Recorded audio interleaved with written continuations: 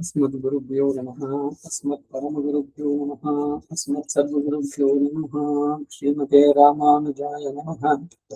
रामानुजदया पात्रं ज्ञानवैराग्यभूषणं श्रीमद्वेङ्कटनाथार्यं वन्दे वेदान्तदेशिकं लक्ष्मीनाथसमारम्भां नाथयामनमध्यमाम् अस्मदाचार्यपर्यन्तां वन्दे गुरुपरम्पराम् यो नित्यमच्युतपदां भजयुग्मरुक्मं व्यामोहातस्तदितराणि तृणाय मेने अस्मद्गुरोर्भगवतस्य दयैकसिन्धोः रामानुजस्य चरणं शरणं प्रपद्ये। मातापिता युवतिस्तनया विभूतिः सर्वं यदेव नियमेन मदन्मयानाः आद्यस्य न कुलपतेर्वकुलाभिरामं श्रीमत्तदङ्ग्रेवणं प्रणमामि मूर्धं भूतं सरश्च महदात्मयभक्तनाथ श्रीभक्तिसारकुलशेखर योगिवाहान् भक्ताङ्गिरेणुपरकालयतीन्द्रनिष्ठान् श्रीमत्परान् कुशमुनिं प्रणतोऽस्मि नित्यम्। विख्यातो यति सार्वभौमजलदेश्चन्द्रोपमत्वेन यः श्रीभाष्येण यदन्वयाः सुविदिताः श्रीविष्णुचित्तादयः व्याख्यां भाष्यकृताज्ञयोपनिषदां योद्रामिडीनां व्यधात् पूर्वन्तं गुरुकेश्वरं गुरुवरं कारुण्यपूर्णं भजे नाथं पङ्कजनेत्ररामयामुना वास्तव्यमालाधरान् योगीन्द्रं कुरुकेशचन्द्रजलधिं गोविन्दपुरादिपौ भट्टार्यं निगमन्तयोगिजगदाचार्यं सकृष्णद्वयौ वन्दे माधवपद्मनाभसुमनः कोलेशदेवादिपान् திருவருண்மால் சேனை முதலை ஷடகோபன்னாதமுனி சீர் உய்ய கொண்டார் மணக்கால் நம்பி சென்றாம் ஆள வந்தார் குருமாலாதர குருகை பிரார் கண்பாம் எதிராஷர் கோவிந்தர் குரேஷர் பெரிய பட்டர் வேதாந்த முனிவர் திருக்கண்ணர் கண்புடியனம் பிள்ளை இவரீடளித்தற்கு ஈந்த குருமாதவர் பத்மநாபர் இவர் அருளாளர்த்தம் திருவடியூன்னிய தேவ பெருமான் கை கொண்டருளும் திருமலையாழ்வார் பொன்பதங்கள் முந்தென்னுள் சேர்ந்தன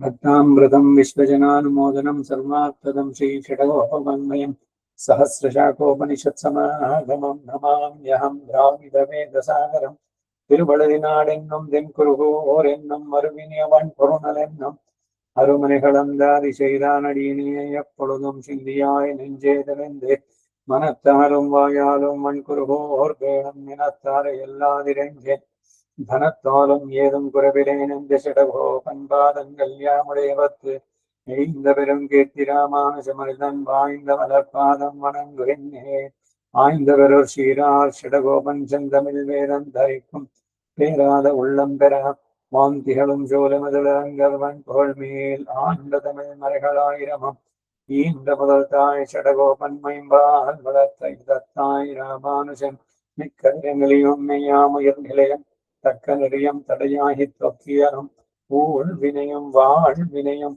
ஓதும் குருகையர்கோன் யாழினிசன் வேதத்தியல் அம்மாழ்வார் திருவடிகளை சரணம். மூன்றாம் திருவடி மூன்றாம் ಪತ್ತಾಂ ತಿರುವಳಿ ಅದ್ರಲ್ಲಿ 8ನೇ 3 10 8 ಮೂರನೇ ಶತಕದಲ್ಲಿ ಇದೆ. 3ನೇ ಶತಕದಲ್ಲಿ 10ನೇದು, ಅದರಲ್ಲಿ 8ನೇ ಪಾಠ 8ஆம் பாட்டு. நித்திய விபூதியை அனுபவித்துக் கொண்டிருக்கிற மேன்மையை உடையவன் ஜெகத்ரக்ஷணம் பண்ணும் நீர்மையை அனுசந்திக்க பெற்ற எனக்கு ஒரு துக்கமில்லை என்கிறார். ನಿತ್ಯ ವಿಭೂತಿಯನ್ನ ಅನುಭವಿಸಿಕೊಂಡಿರುವಂತಹ ಮಹಿಮೆಯನ್ನು ಉಳ್ಳವನು ಜಗದ್ರಕ್ಷಣೆ ಮಾಡುವ ಸೌಲಭ್ಯವನ್ನು ಅನುಸಂಧಿಸುವ ಭಾಗ್ಯ ಹೊಂದಿದ ನನಗೆ ಒಂದು ದುಃಖವೂ ಇಲ್ಲ.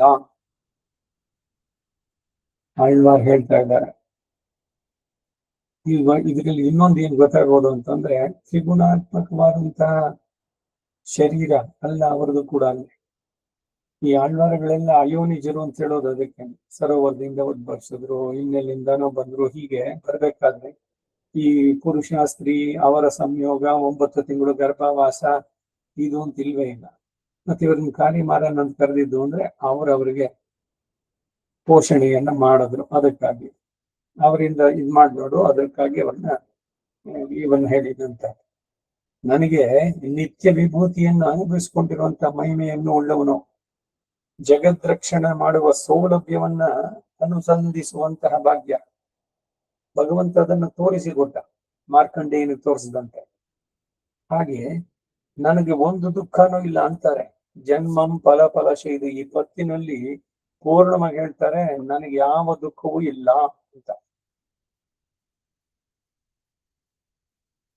அல்லலின்பம் அழிவிருந்தெங்கும் அழகமர்சூழ் ஒளியன் அல்லி மலர் மகள் போகமய கொக்கள் ஆகியும் நிற்கும் அம்மான் எல்லையில் ஞானத்தன் ஞானமகுதே கொண்டு எல்லா கருமங்களும் செய் எல்லையில் மாயனை கண்ணனை தாழ்பத்தி ಯಾನ್ ಓರ್ ದುಃಖಮಿಲನೇ.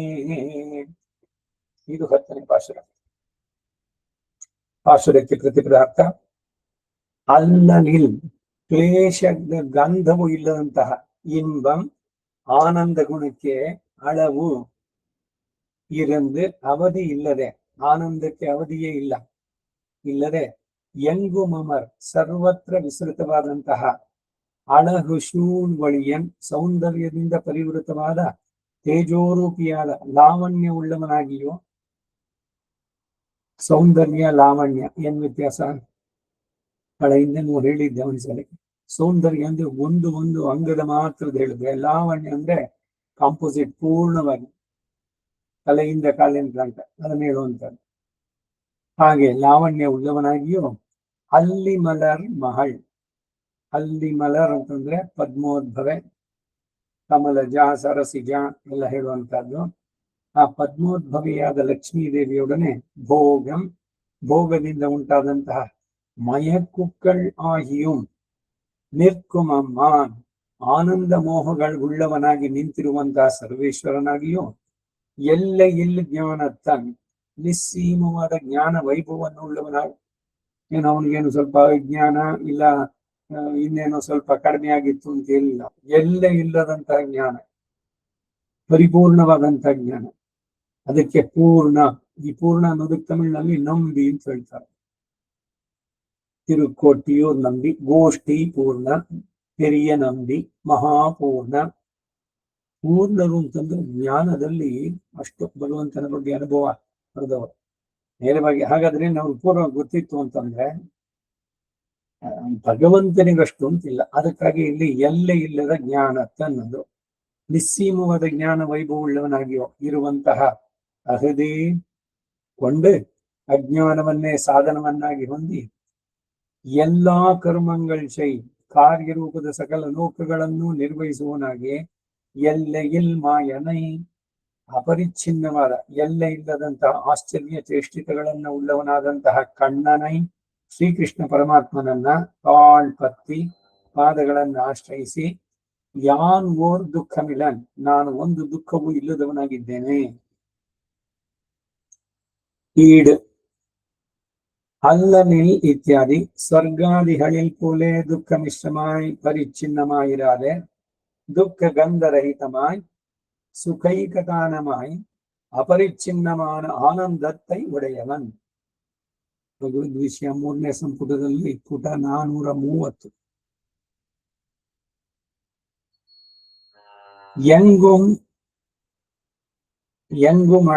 ಎಂಗುಂ ಅಳಹಮರ್ ತ್ರಿಪಾದ್ ವಿಭೂತಿಯೆಲ್ಲ வெள்ளமிடும் காந்தியை உடையவன். ತ್ರಿಪಾದ್ ವಿಭೂತಿ ತ್ರೀಣಿ ಪದ ವಿಚಕ್ರಮೇ ವಿಷ್ಣು ಗೋಪ ಅದಾಭ್ಯ ವೇದನೆ ಕೊಂಡಾಡುತ್ತೆ. 3 ಪಾದಗಳು, ಅವನು ಕೇಳಿದ್ 3 ಹೆಜ್ಜೆ, ಆ 3ರಲ್ಲಿ ಎಲ್ಲವನ್ನೂ ಅಳೆದು ಬಿಟ್ಟ ಪೂರ್ಣವಾಗಿ. ಸಮಸ್ತ ಈ ಲೀಲಾ ವಿಭೂತಿಯ ಪೂರ್ಣವಾದಂತದ್ದನ್ನು ಅವನು ತನ್ನ ಇದಕ್ಕೆ ತಗೊಂಡಿದ್ದಾಯ್ತು. ಬಲಿಯಿಂದ ದಾನ ಕೇಳಿ, ಇವನು ಯಾವಾಗ ಅವನ ಲಿಮಿಟ್ ಬಿಟ್ಟು ಮೇಲೆ ಹೋದ್ನೋ, ಅವನಿಗೆ ದಾನ ಕೇಳಿ ಎಲ್ಲವನ್ನೂ ಪಡೆದು ಆಮೇಲೆ ಹೇಳಿದೆ, 2ರಲ್ಲೇ ಮುಗಿದೋಯ್ತು, ಇನ್ನೊಂದು ಏನ್ ಮಾಡ್ಲಿ ಅಂದ್ರೆ ನಾನು ತಲೆ ಮೇಲೆ ಇಡ್ಕೊಂಡು ದಾನ ಅಂತ ಭಾಗ್ಯಶಾಲಿ. ಇದಕ್ಕೆ ಅವನನ್ನ ಮಾವಲಿ ಅಂತ ಹೇಳುವಂತ ದುಃಖ ಇಲ್ಲ ಅವನಿಗೆ. ನನ್ನ ಆಧಿಪತ್ಯ ಸ್ವರ್ಗದ ಮೇಲೆ ಹೋಯ್ತಲ್ಲ ಅಂತ ಏನಿಲ್ಲ. ಬರೀ ಅವನ ಅಹಂಕಾರ ನಿರಸನ ಅಷ್ಟೇ. ಪ್ರಹ್ಲಾದನ ಮೊಮ್ಮಗ ಅವನು ಬಲಿ. சூழொளியும் அழகென்னு அவயவ சோபையாய் சூழொளி என்று சமுதாய சோபையை சொல்லுகிறது. லாவண்யா தெரிஞ்சது, அது சமுதாய சோழம். அன்றைக்கே எங்கும் அழகமர் பாதாதிகேசம் அவயவங்களை தனித்து பார்த்தால் இங்கே அழகு குடிகொண்டது, இங்கே அழகு குடிகொண்டது என்னும்படி பாதாதிகேசவன் பழிப்பத்து. சூழொளியன் ஸ்ரீபாத் விபூதியில் அடங்கலும் காந்தி பூரத்தால வெள்ளமிடா நிற்கமாயிற்று. லாவண்யமானது எங்குமொக்க வியாபித்து அலையெறியும்படியாய் இருக்கை. அல்லி மலர் மகள் இத்தியாதி இவ்வளவு காட்டில் எரித்த நிலாவாகாதபடி நெஞ்சோடே அனுபவிப்பாரை சொல்லுகிறது. புஷ்பத்தில் பரிமளம் வடிவு கொண்டிருக்க இரா போல நிரதிசய போக்கையான பெரிய பிராட்டியாரோட்டை சம்ஸ்லேஷத்தாலே பிறந்த ஆச்சரியமான மயக்கத்தை உடையனான சர்வேஸ்வரன் மயக்குக்கள் ஆனந்தங்கள் மயங்கள் கூடலும் கலத்தலும் ஆகியும் நிற்கும். தன்னுடைய ஆனந்தத்துக்கு மேலே சுயப்பதித்வத்தால் வந்த ஆனந்தத்தை உடையனா இருக்கும் அம்மான் ஆனந்தமயனாய் சுயப்பதியாமனிலே சர்வேஸ்வரன் சுயப்பதியாம் அவனிலே சர்வேஸ்வரன் எல்லையில் ஞானத்தன் மனசு என்னுமா போல பிரணயதாரையில் அவளுக்கும் ஆணைக்கு குதிரை வைக்கவல்ல ஞானாதிகத்தை உடையவன். ஞானம் அகதே கொண்டு இத்தியாதி தானும் அவளுமான சேர்த்தியில் பிறந்த வெளிச்சிறப்பே சகாயாந்தர நிரபேட்சமான சாதனமாக கொண்டு இக்காரிய ஜாதத்தை எல்லாம் உண்டுக்குமாயிற்று. யஸ்யா வீக்ஷமுகம் ததிங்கித பராதீனோ விதத்தே கிளம் என்றாதிரே. இம்முகத்தாலே இரே பகுஸ்யாம் என்பது அல்லாதார்க்கடைய விஷயங்களோட்டை சேர்த்தி ஞானி ஆனியையும் பலஹானியையும் ரூபஹானியையும் பண்ணுவிக்கும். இவ்விஷயம் அவற்றுக்கு எதிர்த்தட்டாயிருக்கும். எல்லையில் மாயனை சங்கல்ப ரூப ஞானத்தாலே சிருஷ்டாதிகளை பண்ணவல்ல ஆச்சரிய சக்தியுக்தனை. இப்படிப்பட்டவன் ஆர் என்னில் கண்ணனை கிருஷ்ணனை கிருஷ்ணயேவகி லோகானாம் கண்ணனை தாழ்பத்தி யானோர் துக்கமிலனே. விராட்டி சந்நிதியும் உண்டாய் அவள் புருஷகாரமாக சககாரி நிரபேட்சமாக நம் காரியம் செய்யும் அவனுமாய் ஏஷேவானந்தயாதி என்கிறபடியே ஆனந்தாவகனானவனை பத்தின எனக்கு ஒரு துக்கமோ இல்லை என்கிறார். ಕನ್ನಡ ಅವತರಣಿಕೆ ಅಲ್ಲಲ್ ಇತ್ಯಾದಿ ಸ್ವರ್ಗಾದಿಗಳಂತೆ ದುಃಖ ಮಿಶ್ರವಾಗಿ ಪರಿಚ್ಛಿನ್ನವಾಗಿರದೆ ಲಿಮಿಟೆಡ್ ಆಗಿಲ್ಲದೆ ದುಃಖ ಗಂಧ ರಹಿತವಾಗಿ ಸುಖೈಕತಾನವಾಗಿ ಏಕತಾನ ಅಂದ್ರೆ ಬರೀ ಸುಖ ಅಷ್ಟೇ, ದುಃಖ ಇಲ್ಲವೇ ಇಲ್ಲ.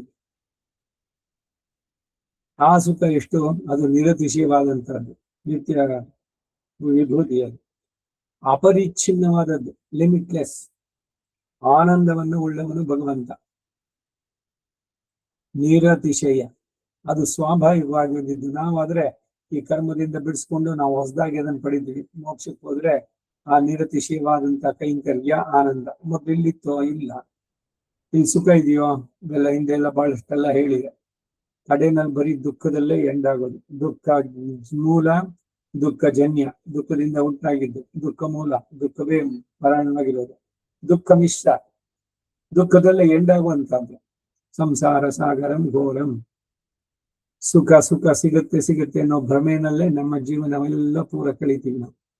ಎಚ್ಚೆತ್ತುಕೊಂಡು ನಮ್ಮ ಜೀವನದ ಸಾರ್ಥಕತೆಯನ್ನು ಪಡ್ಕೊಂಡ್ರೆ ನಿರತಿಶಯವಾದ ಆನಂದ ಪಡೆಯೋದು. ಆ ಪಡೆಯೋದಕ್ಕೆ ಪ್ರಯತ್ನ ಈ ಜನ್ಮದಲ್ಲೇ ಆಗ್ಬೇಕು. ಇದು ಬಿಟ್ಟು ನಾವು ಅದರಲ್ಲಿ ಇದರಲ್ಲಿ ಏನೇನೋ ಬ್ಯುಸಿ ಆಗಿದ್ದೀವಿ, ಟೈಮೇ ಇಲ್ಲ. ಯಾಕೆ ಬಂದ್ವಿ ಇಲ್ಲಿ? ಮನುಷ್ಯ ಶರೀರ, ಪುರುಷನೋ ಸ್ತ್ರೀನೋ ವರ್ಣವೂ ಲೆಕ್ಕ ಅಲ್ಲ. ಆಚಾರ್ಯನ ಕೃಪೆ ಉಂಟಾಗಿ ಶರೀರ ಭಗವಂತನೇ ಕೊಟ್ಟಿದ್ದು, ಅದನ್ನ ಅವನಿಗೆ ಸಮರ್ಪಿಸಿ ಎಲ್ಲವೂ ಮಾಡುವ ಕೆಲಸ ಕಾಯ ವಾಚ ಮನಸ ಎಲ್ಲವೂ ನಿನ್ನದೇ ಅಂತ ಹೇಳಿ ಅವನಿಗೆ ಪೂರ ಒಪ್ಪಿಸ್ಬಿಟ್ರೆ ಕರ್ಮದ ಬಂಧನದಿಂದ ಸುಲಭವಾಗಿ ಉಳಿಸ್ಕೊಂಡ್ಬಿಡ್ಬೋದು. ಅದು ಮಾಡದೆ ಶರೀರವೇ ನಾನು ಅನ್ನೋ ಭ್ರಮೆನಲ್ಲಿ ನಾನು, ನಂದು, ನನಗದು ಬೇಕು, ನಂದಿದು, ನನ್ ಆಸ್ತಿ, ನನ್ ಡಿಪಾಸಿಟ್, ಈ ನಾನು ನನ್ನದು ಅನ್ನೋದ್ರಲ್ಲೇನೆ ಮುಳುಗೋಗ್ಬಿಡ್ತೀವಿ. ಸಮಯವೇ ಇಲ್ಲ. ನೀನು ಮರೆಯುವೈ ಬೇರ್ ಮುದಲ್ ಮಾಯ್ತು ಅಂದ್ರೋದಕ್ಕೆ ಇವರೇನೆ. ನೀನು ನಿನ್ನೋದು ಬೇರ್ ಸಮೇತ ಕಿತ್ತಾಕ್ಬಿಡೋದು. ಇದು ಮತ್ತೆ ಚಿಗುರ್ಬಾರ್ದು. ಬರೀ ಸುಮ್ಮನೆ ಕತ್ತರಿಸ್ಬಿಟ್ರೆ ಮತ್ತೆ ಚಿಗುರುತ್ತೆ. ಇಲ್ಲ ಒಂದಷ್ಟು ಸುಟ್ರೆ ಭೂಮಿ ಮಟ್ಟಕ್ಕೆ ಅದೆಲ್ಲ ಕರಗಾಗಿರುತ್ತೆ ಎಲ್ಲ. ಮತ್ತೆ ಮಳೆ ಬಿದ್ರೆ ಮತ್ತೆ ಚಿಗುರುತ್ತೆ. ಯಾಕೆ ಬೇರಿದೆ ಕೆಳಗೆ. ಹಾಗೆ ಈ ಅಹಂಕಾರ ಮಮಕಾರಗಳು ಬೇರು ಕೂಡ ಅದು ಬೇರ್ ಸಮೇತ ಕಿತ್ತಾಕಿದ್ರೆ ಒಣಗುತ್ತೆ, ಮತ್ತೆ ಆಮೇಲೆ ಬರೋಲ್ಲ. ಎಷ್ಟೆಲ್ಲ ಉದಾಹರಣೆಗಳು ಇಲ್ಲಿ ಬರುತ್ತೆ ಅಂದ್ರೆ ಹುರಿದ ಬೇಳೆ ಅಂತ ಆಗ್ಬೇಕು. ಈ ಇದ್ರದ್ದು ಇದೆಯಲ್ಲ ಕಡಲೆ ಕಾಳು, ಹುರಿದ ಕಾಳುಗಳು ಅದನ್ನೊಂದ್ಸಲಿ ಹುರಿದು ಬಿಡಿ, ಆಮೇಲೆ ಏನು ಒಳ್ಳೆ ಗೊಬ್ಬರ ನೀರು ಎಲ್ಲ ಹಾಕಿ ಚಿಗುರುತ್ತೋ. ಕೃಷ್ಣ ಇದನ್ನ ಅಲ್ಲಿ ಭಗವದ್ಗೀತೆನಲ್ಲಿ ಹೇಳ್ತಾನೆ, ಹುರಿದ ಕಾಳಿನಂತಿರು ನೀನು ಯಾವ್ದಕ್ಕೂ ಅಂಟ್ಕೊಳ್ಳಲ್ಲ, ಅವ ಕರ್ಮ ನಿನ್ಗೆ ಅಂಟುವಲ್ಲ, ಏನೇನು ಮಾಡಿದ್ರು ಕೂಡ ನೀನೇನು ಮಾಡದಂಗೆ ಇಲ್ಲ ಅಂತ. ಆ ಮಟ್ಟಕ್ಕೆ ಹೋಗ್ಬೇಕು ನಾವು. ಇದು ನಮ್ಮ ಪ್ರಯತ್ನ ಆಗ್ಬೇಕು, ಇದು ಜೀವನದ ಉದ್ದೇಶವಾಗ್ಬೇಕು. ಅದಕ್ಕಾಗಿ ಇವರೆಲ್ಲ ಹೇಳ್ತಾ ಇಲ್ಲಿ ಸುಖೈಗತಾನವಾಗಿ ಅಪರಿಚ್ಛಿನ್ನವಾದ ಆನಂದವನ್ನು ಉಳ್ಳವನು ಭಗವಂತ. ಅವನನ್ನ ಪಡೆದರೆ ನಮಗೂ ಅದೇ ಸಮಾನವಾದಂಥದ್ದು. ಅಷ್ಟೇ, ಏನೋ ಸ್ವಲ್ಪ ಕೊಡೋಣ ಪ್ರಧಾನ ಅವನಿಗೆ ಅಂತಿಲ್ಲ. ಅವನಿಗೆ ಎಷ್ಟು ಆನಂದ ಉಂಟು ಅಷ್ಟೇ ಆನಂದ ನಮಗೆ. ಏಷಕ್ಯೇವಾನಂದಯಾತಿ, ಆನಂದಯಾತಿ ಅಂತ ಬರೋದು ಸಂಸ್ಕೃತ ತಪ್ಪದು. ಆನಂದ ಯತಿ ಅಂತಿರ್ಬೇಕು, ಯಾತಿ ಅಂತಂದ್ರೆ. ಅದಕ್ಕೇನು ಅಂದ್ರೆ ಈ ಪಾಣಿನಿ ವ್ಯಾಕರಣದಲ್ಲಿ ದೀರ್ಘಂ ಛಾಂದಸಂ ಅಂತ ಅಂದ್ಬಿಟ್ಟು ಒಂದು ಸೂತ್ರವನ್ನು ಹಾಕಿ ವೇದ ಛಂದೋಬದ್ಧವಾಗಿರುವಂತಹದ್ದು. ಸೊ ವೇದ ರಿಪೇರಿ ಮಾಡ್ಕೋಬೇಡಿ, ವೇದ ಹೇಗಿದೆ ಹಾಗೆ ಹೇಳು. ಏಷಕ್ಯೇವಾನಂದ ಯಾತಿ ಅಂತಾನೆ. ಆದ್ರೆ ಅದರ ಅರ್ಥ ಏನು ಅಂದ್ರೆ ಆನಂದಯತಿ ಅಂತ. ಹಾಗೆ ಆನಂದವನ್ನು ಉಳ್ಳವನು, ಯಂಗು ಮಳಹಮರ್ ತ್ರಿಪಾದ್ ವಿಭೂತಿ ಎಲ್ಲವನ್ನೂ ಆವರಿಸುವಂತಹ ಕಾಂತಿ ಪ್ರವಾಹನುಳ್ಳವನು. ಭಗವಂತನ ತೇಜಸ್ಸು ಕಾಂತಿ ಅದು 3 ಲೋಕವನ್ನು ಪೂರ್ಣ ವ್ಯಾಪಿಸಿದ್ದು. ಅವನ ಶತ್ರುಗಳಿಗೆ ಅದು ಕಣ್ಣಿನ ತೀಕ್ಷ್ಣತೆ ನೋಡಕ್ಕಾಗಲ್ಲ, ಕಣ್ಣು ಮುಚ್ಕೊಂಡ್ರು. ಯಾರು? ಶಕುನಿ, ದುರ್ಯೋಧನ, ದುಶ್ಯಾಸನ, ಕರ್ಣ, ಇವರುಗಳೆಲ್ಲ. ಭಕ್ತರಾದವರು ಎಲ್ಲದನ್ನು ನೋಡುದು. ಸಿದ್ಧರು, ಗಂಧರ್ವರು, ವಿದ್ಯಾಧರರು, ಕಿನ್ನರರು, ಕಿಂಪುರುಷರು. ಕುರುಕ್ಷೇತ್ರದಲ್ಲಿ ಯುದ್ಧಕ್ಕೆ ಎಲ್ಲ ಬಂದು ನಿಂತಾಗ ಮೇಲೆ ಆಕಾಶದಲ್ಲಿ ಎಲ್ಲರೂ ಸೇರಿದ್ರು, ಬಾನಿನಲ್ಲಿ ದೇವತೆಗಳು. ಅವರುಗಳಿಗೆಲ್ಲ ಆದರ್ಶನ. ಯಾರು ಭಗವಂತನ ಶರಣಾಗಿದ್ರು ಅವರು. ರಕ್ಕಸರಿಗೆ, ಇವರಿಗೆ ಆಸುರಿ ಬುದ್ಧಿ ಇದ್ದವರಿಗೆ ಅದು ಬಹಳ ತೀಕ್ಷ್ಣವಾಗಿ ಕಣ್ಣು ಬಿಡೋಕೆ ಆಗ್ಲಿಲ್ಲ. ಅಂತಹ ತೇಜಸ್ಸು ಕಾಂತಿ ಉಳ್ಳವನು. ಶೂಳೊಳಿಯನ್, ಸೌಂದರ್ಯ ಅಂದ್ರೆ ಅವಯವ ಶೋಭೆಯಾಗಿ, ಶೂಳೊಳಿ ಎಂದು ಸಮುದಾಯ ಶೋಭೆಯನ್ನು ಹೇಳುತ್ತೆ. ಈಗ ಇವರು ಕಂಬ ರಾಮಾಯಣದಲ್ಲಿ ಕಂಬರ್ ಕಾಲ್ ಕಂಡಾರ್ ಕಾಲೇ ಕಂಡಾರ್, ತೋಳ್ ಕಂಡಾರ್ ತೋಳೇ ಕಂಡಾರ. ಯಾರ್ಯಾರು ರಾಮನನ್ನು ನೋಡಿದ್ರು ಅವನ್ ತೋಳ್ ನೋಡ್ತಾ ಇದ್ರು, ಅಯ್ಯೋ ಎಷ್ಟು ಸುಂದಾಗಿದೆ, ಸುಂದರ ಬಾಹು, ಹೆಸರೇ ಸುಂದರ ಬಾಹು ತಿರುಮಾಲಿನ ಸೋಲೆನಲ್ಲಿ. ಹಾಗೆ ರಾಮನ ತೋಳನ್ನು ನೋಡ್ತಾ ಇದ್ರು, ತೋಳೇ ನೋಡ್ತಾ ಇದ್ರಂತೆ. ಕಾಲು ನೋಡ್ತಾ ಇದ್ರು, ಕಾಲನ್ನೇ ನೋಡ್ತಾ ಇದ್ರು. ಎಷ್ಟು ಸುಂದರವಾಗಿದೆ. ಯಾರ ಕಾಲು ಆ ರೀತಿ ಇರ್ಲಿಕ್ಕಲ್ಲ, ಒಂದೊಂದು ಅವಯವ ಶೋಭೆ. ಇನ್ನು ಸಂಪೂರ್ಣವಾಗಿ ಪೂರ್ಣವಾಗಿ ಸಮುದಾಯ ಶೋಭೆ, ಕಾಲಿನಿಂದ ತಲೆ ತನಕ ಭಗವಂತನನ್ನ ಅನುಭವಿಸುವಂತ ಒಂದೊಂದೇ ಅಂಗವನ್ನ ಆ ರೀತಿನಲ್ಲಿ. ಅಲ್ಲದೆ ಯಂಗು ಮಳಹಮರ್, ಪಾದಗಳಿಂದ ಹಿಡಿದು ಮುಡಿಯವರೆಗೆ ಅವಯವಗಳನ್ನ ಪ್ರತ್ಯೇಕವಾಗಿ ನೋಡಿದ್ರೆ ಇಲ್ಲಿ ಸೌಂದರ್ಯ ಬೀಡು ಬಿಟ್ಟಿದೆ, ಇಲ್ಲಿ ಸೌಂದರ್ಯ ನೆಲೆಸಿದೆ ಎಂದು ಹೇಳಬಹುದಾದಂತೆ ಪಾದಾದಿ ಕೇಶ ಪರ್ಯಂತವೂ ನ್ಯೂನತೆ ಇಲ್ಲದ. ಬರೀ ಚೆನ್ನಾಗಿದೆ, ಇಲ್ಲ ಮುಖ ಚೆನ್ನಾಗಿದೆ ಕಾಲ್ಗಿಂತ, ಹಾಗೆ ಹೇಳೋಕ್ಕಿಲ್ವೇ ಇಲ್ಲ. ಅದು ಚೆನ್ನಾಗಿದೆ, ಇದು ಚೆನ್ನಾಗಿದೆ, ಎಲ್ಲವೂ ಸಮಸ್ತವೂ ಕೂಡ. ಅದರಂ ಮಧುರಂ ವಸನಂ ಮಧುರಂ, ಎಲ್ಲಾನು ಅದು. ಕಡೆಗೇನು ಸರ್ವಂ ಎಲ್ಲವೂ ಮಧುರಾಧಿಪತೆ ಅಖಿಲ ಮಧುರ ಮಧು. ಹಾಗೆ ಇವನ ಅವಯವ ಸೌಂದರ್ಯ, ದಿವ್ಯವಾದಂತಹ ಮಂಗಳ ಶರೀರವುಳ್ಳವನು. ಈ ಕಾರಣದಿಂದನೇ ವಸಿಷ್ಠರು ಅಲ್ಲಿ ನಾಮಕರಣ ಮಾಡ್ಬೇಕಾದ್ರೆ ಎಲ್ಲ ನೋಡಿದ್ರು, ರಾಮಯತಿ ಇತಿ ರಾಮ, ಎಲ್ಲರ ಮನಸ್ಸನ್ನ ರಮಿಸ್ತಾನೆ ಇವನು. ಅದಕ್ಕಾಗಿ ಇವನಿಗೆ ರಾಮ ಅಂತ ಹೆಸರು. ಅವನು ಲಕ್ಷ್ಮಣವು ಲಕ್ಷ್ಮೀವರ್ಧನ, ಕೈಂಕರ್ಯ ಲಕ್ಷ್ಮಿ, ಅದಕ್ಕಾಗಿ ಅವನ ಅವತಾರ. ಹೀಗೆ ಒಬ್ಬೊಬ್ಬರಿಗೂ ಒಂದೊಂದು ಹೇಳ್ಬೇಕಾದ್ರೆ ಭಕ್ತರಿಗೆ ಪ್ರಥಮ ಉದಾಹರಣೆ ಅವನು ಭರತ. ಶತ್ರುಘ್ನ ಕಡಿಮೆ ಇಲ್ಲ, ಎಲ್ಲರೂ ಭಗವಂತನ ರಾಮನನ್ನ ಇದ್ ಮಾಡಿದ್ದು. ಈ ರಾಮ ಎಲ್ಲ ನನ್ನ ತಮ್ಮಂದ್ರೇನೆ ಅಂದ. ಇವನನ್ನ ಲವಣಾಸುರನ್ನ ಸಂಹಾರ ಮಾಡಿ ಆದ್ಮೇಲೆ ಪಾಪ ಶತ್ರುಘ್ನ ಬಂದಿದ್ದು 12 ವರ್ಷ ಆದ್ಮೇಲೆ ಬಂದ, ಯಾವಾಗ ಕಾಣ್ತೀನೋ ರಾಮನನ್ನ ಅಂತ. ಅವನು ಬಂದ ಮೇಲೆ ನೋಡ್ದ, ಎಲ್ಲ ಮಾತಾಡಿಸ್ದ ಪ್ರೀತಿಯಿಂದ ಅವನನ್ನು ಅಷ್ಟೇ. ಹೀಗೆ ಲಕ್ಷ್ಮಣ ಭರತ ಇವ್ರನ್ನ ನೋಡ್ತೀನೋ ಆ ರೀತಿನಲ್ಲೇ ಅವನನ್ನು ಪ್ರೀತಿಯಿಂದ ನೋಡ್ಕೊಂಡು ಎಲ್ಲ ಸರಿಯಾಗಿ ನಡೆಸ್ತಾ ಇದೀಯಾ, ರಾಜ್ಯಭಾರ ಎಲ್ಲ ಎಲ್ಲೂ ಏನೋ ಅನ್ಯಾಯ ಆಗ್ತಾ ಇಲ್ವಾ, ಯಾರು ತಪ್ಪು ಮಾಡಿದವ್ರಿಗೆ ಶಿಕ್ಷೆ ನಡೆಸ್ತಾ ಇದೆಯಾ, ಧರ್ಮವನ್ನ ನಡೆಸಿದ್ದೀಯಾ ಎಲ್ಲ ಕಡೆನೂ ಅಂತೆಲ್ಲ ಹೇಳ್ಬಿಟ್ಟು ಅವನು ನಾನು ನಿನ್ನೊಡನೆ ಕಳಿಬೇಕು, ಬಿಟ್ಟಿದ್ದು ಬಹಳ ದಿವಸ ಆಯ್ತು ಅಂತ. ಅದಕ್ಕೆ ಅವನೇನ್ ಹೇಳ್ತಾನೆ ಅಂದ್ರೆ, ನೋಡು ಅರಾಜಕ ಆಗ್ಬಿಟ್ರೆ, ರಾಜ್ಯದಲ್ಲಿ ರಾಜ ನಿಲ್ದಿದ್ರೆ ಅಧರ್ಮ ತಲೆ ಎತ್ಬಿಡುತ್ತೆ. ಅದರಿಂದ ನೀನು 1 ವಾರ ಇಲ್ಲಿ ನನ್ನ ಜೊತೆ ಇರುವ, ಆಮೇಲೆ ಜಾಗ ಖಾಲಿ ಮಾಡೋ ಒಂದ. ಒಳ್ಳೆ ಮಾತಿನಲ್ಲಿ ಹೇಳ್ತಾನೇನೆ. ಅವನು ಪಾಪ ಎಷ್ಟೋ ದಿವಸ ಇರ್ಬೇಕು ಅಂತ ಬಂದಿದ್ದು ರಾಮನ ಅಗಲಿಕೆ, ಅದಕ್ಕಾಗಿ. ಆದ್ರೆ ಶತ್ರುಘ್ನಿಗೆ ಹೇಳಿದ್ದು, ನೀ 1 ವಾರ ನನ್ನ ಜೊತೆ ಇರು ಇಲ್ಲಿ, ಆಮೇಲೆ ನಿನ್ ಮತ್ತೆ ವಾಪಸ್ ಹೊರಡು ಅಂತ. ರಾಮನ ಆನಂತಿ ಏನು ಮಾತಾಡಲಿಲ್ಲ, ಬೇಸರ ಆದ್ರೂ ಕೂಡ ಬಿಟ್ಟು ಹೊರಡ್ತಾ ಇರ್ಬೇಕು.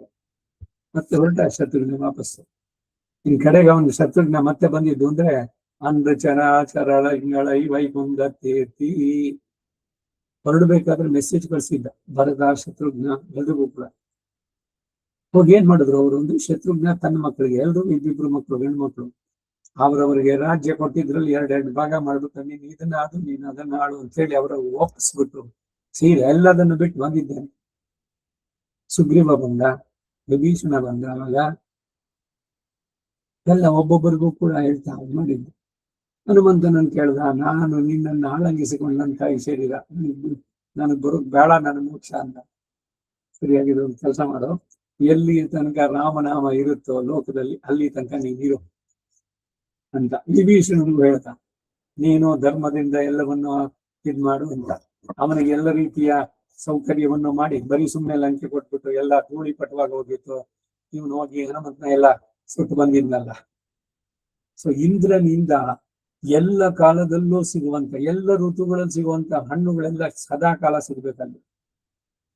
ಎಲ್ಲ ಮೃಗಗಳಿಗೆ ಇವುಗಳಿಗೆಲ್ಲ ಆಹಾರ ಇವೆಲ್ಲ ಸಮೃದ್ಧಿಯನ್ನ ಉಂಟು ಮಾಡಿ ಲಂಕೆಗೆ, ತಾನು ಲಂಕೆಯನ್ನ ನೋಡ್ತಾನೆ ಶ್ರೀರಂಗದಲ್ಲಿ ಅವನನ್ನು ಅನುಗ್ರಹಿಸ್ತಾ ಬಂದಿದ್ದ. ಸರಿ, ನೀನು ಈ ಕಲ್ಪ ಮುಗಿಯೋ ತನಕ ಇದ್ಬಿಟ್ಟು ಆಮೇಲೆ ಬಾ ಅಂತ ಹೇಳಿ ವಿಭೀಷಣನಿಗೆ. ಹೀಗೆ ಒಬ್ಬೊಬ್ಬರಿಗೂ ಮಿಕ್ಕವ್ರು ಇವ್ರನ್ನೆಲ್ಲ ಕರ್ಕೊಂಡು ಹೊರಟೋಗಿದ್ದೆ. ಅವನ ಜೊತೆಗೆ ಬಂದಂತ ಪಕ್ಷಿ, ಗಿಡ, ಮರ, ಕೀಟ, ಕ್ರಿಮಿ ಅಂದು ಚರಾಚರಂಗಳ ಎಲ್ಲವನ್ನು ಕೂಡ ಕೈಕೊಂಡು ಕರ್ಕೊಂಡಿದ್ರು. ಆ ಸಂದರ್ಭದಲ್ಲೇ ಶತ್ರುಘ್ನ ಮತ್ತೆ ಭೇಟಿಯಾಗಿತ್ತು. ಆಯ್ತು, ರಾಮಾಯಣ ಮುಂದುಕೋಣ. ಎಲ್ಲ ಅವಯವದಲ್ಲೂ ಕೂಡ ಈ ಸೌಂದರ್ಯ ಹೇಳಬಹುದಂತೆ. ಪಾದಾದಿ ಕೇಶ ಪರ್ಯಂತ ಭಗವದ್ಧ್ಯಾನ ಸೋಪಾನ, ಅಮಲನಾದಿಪಿರ, ಅಚ್ಯುತ ಶತಕ, ನಾರಾಯಣೀಯಂ ಎಲ್ಲದರಲ್ಲೂ ಕೂಡ ಭಗವಂತನನ್ನ ಕಾಲಿನಿಂದ ತಲೆಗೆ ವರ್ಣನೆ ಮಾಡಿದ್ದೇವೆ. ಅಗ್ರೆ ಪಶ್ಯಾಮಿ ತೇಜೋ ಅಂತ ಶುರು ಮಾಡೋದು ಆ ನಾರಾಯಣ ಭಟ್ಟಾತಿರಿ. ಗುರುವಾಯೂರಪ್ಪನ್ ಅವರನ್ನ ಕೊಂಡಾಡ್ತ. ಕೇಶವ ಪಾದಾದಿ ವರ್ಣನೆ ವೇದಾಂತ ದೇಶಿಗೆ ಅಚ್ಯುತ ಶತಕದಲ್ಲೂ ಇದೆ. ಭಗವದ್ಧ್ಯಾನ ಸೋಪಾನ ಇದನ್ನೇ ಕೊಂಡಾಡುವಂತಹದ್ದು. ಇದ್ರಲ್ಲೆಲ್ಲ ಸಂದೇಶ ಏನು ಅಂದ್ರೆ, ನೀವು ದೇವಸ್ಥಾನಕ್ಕೆ ಹೋದ್ರೆ ಕಾಲಿನಿಂದ ತಲೆಯ ತನಕ ಚೆನ್ನಾಗಿ ನೋಡಿ, ಕಣ್ಣು ಮುಚ್ಕೋಬೇಡಿ. ಭಕ್ತಿ ಜಾಸ್ತಿ ಆಯ್ತು ಅಂತ ಕಣ್ಣು ಮುಚ್ಕೊಂಡು ಕೆನ್ನೆ ತಟ್ಬಿಡೋದು. ಏನು ಮಂಗಳಾರತಿ ಬಿಡ್ತಾ ಇದ್ದಾಗ ಏನ್ ನೋಡ್ರಿ ನೀವು, ಕೆನ್ನೆ ತಟ್ಕೊಂಡ್ರಿ, ಓ ಏನ್ ಪುಣ್ಯ ಸಿಕ್ತೆ. ಏನ್ ಪುಣ್ಯ? ಚೆನ್ನಾಗಿ ಕಣ್ಣು ಬಿಟ್ಟು ನೋಡ್ಬೇಕು. ಅದಕ್ಕಾಗಿ ಮಂಗಳಾರತಿ ಮಾಡೋದು. ಆರತಿ ಮಾಡೋ ಉದ್ದೇಶ ಭಗವಂತನ ದರ್ಶನ, ಸೇವೆ ಚೆನ್ನಾಗಿ ಆಗ್ಲಿ ಬಂದ ಭಕ್ತರಿಗೆ ಅಂತ. ಅವ್ರು ಅದಕ್ಕೆ ಹೇಳ್ತಾರೆ. ಅಲ್ಲಿ ಇದ್ರ ಕಡೆನಲ್ಲೆಲ್ಲ ತಮಿಳ್ನಾಡು ಇಲ್ಲೆಲ್ಲ ಹೋದ್ರೆ ದೀಪ ಹಚ್ಬಿಟ್ಟು ಕಾಲಿಂದಾಗ ಸೇವೆ ಯಾರ್ದೋ ಅಂತಂದ್ರು. ಚೆನ್ನಾಗಿ ನೋಡಿ ಕಣ್ಣು ಮುಚ್ಕೊಂಡ್ರು. ಆ ಭಗವಂತನಿಗೆ ಪಾದದ ಹತ್ರ ಅವರ ದೀಪ ತೋರಿಸಿದ್ದು ಕಣ್ಣಿಗೆ ಬರಬೇಕು. ನಮ್ಮ ಮನ ಪಟ್ಟಣದ ಮೇಲೆ ಹೀಗೆ ಮಂಗಳಾರತಿ ಮಾಡುವ ಉದ್ದೇಶ ಒಂದು, ಅವನು ಸರ್ವಾಂಗ ಸುಂದರ, ಅವನಿಗೆ ಅಪ್ರತಿಮ ಸೌಂದರ್ಯ, ಅಂತ ಸೌಂದರ್ಯ ಬೇರೆ ಯಾರಿಗೂ ಇಲ್ಲ. ಎಲ್ಲಿ ಬೇರೆಯವರ ದೃಷ್ಟಿ ಆಗುತ್ತೋ ಪಲ್ಲ ಅಂಡು ಅಂತ ಹಾಡದಂತೆ ನಮ್ಮ ಕೆಟ್ಟ ದೃಷ್ಟಿ ನಿನಗೆ ಎಲ್ಲಿ ಬಿದ್ದೀತು ಅಂತಂದ್ಬಿಟ್ಟು ಆ ದೃಷ್ಟಿ ಪರಿಹಾರಕ್ಕೆ ಮಾಡೋದು ಮಂಗಳಾರತಿನ.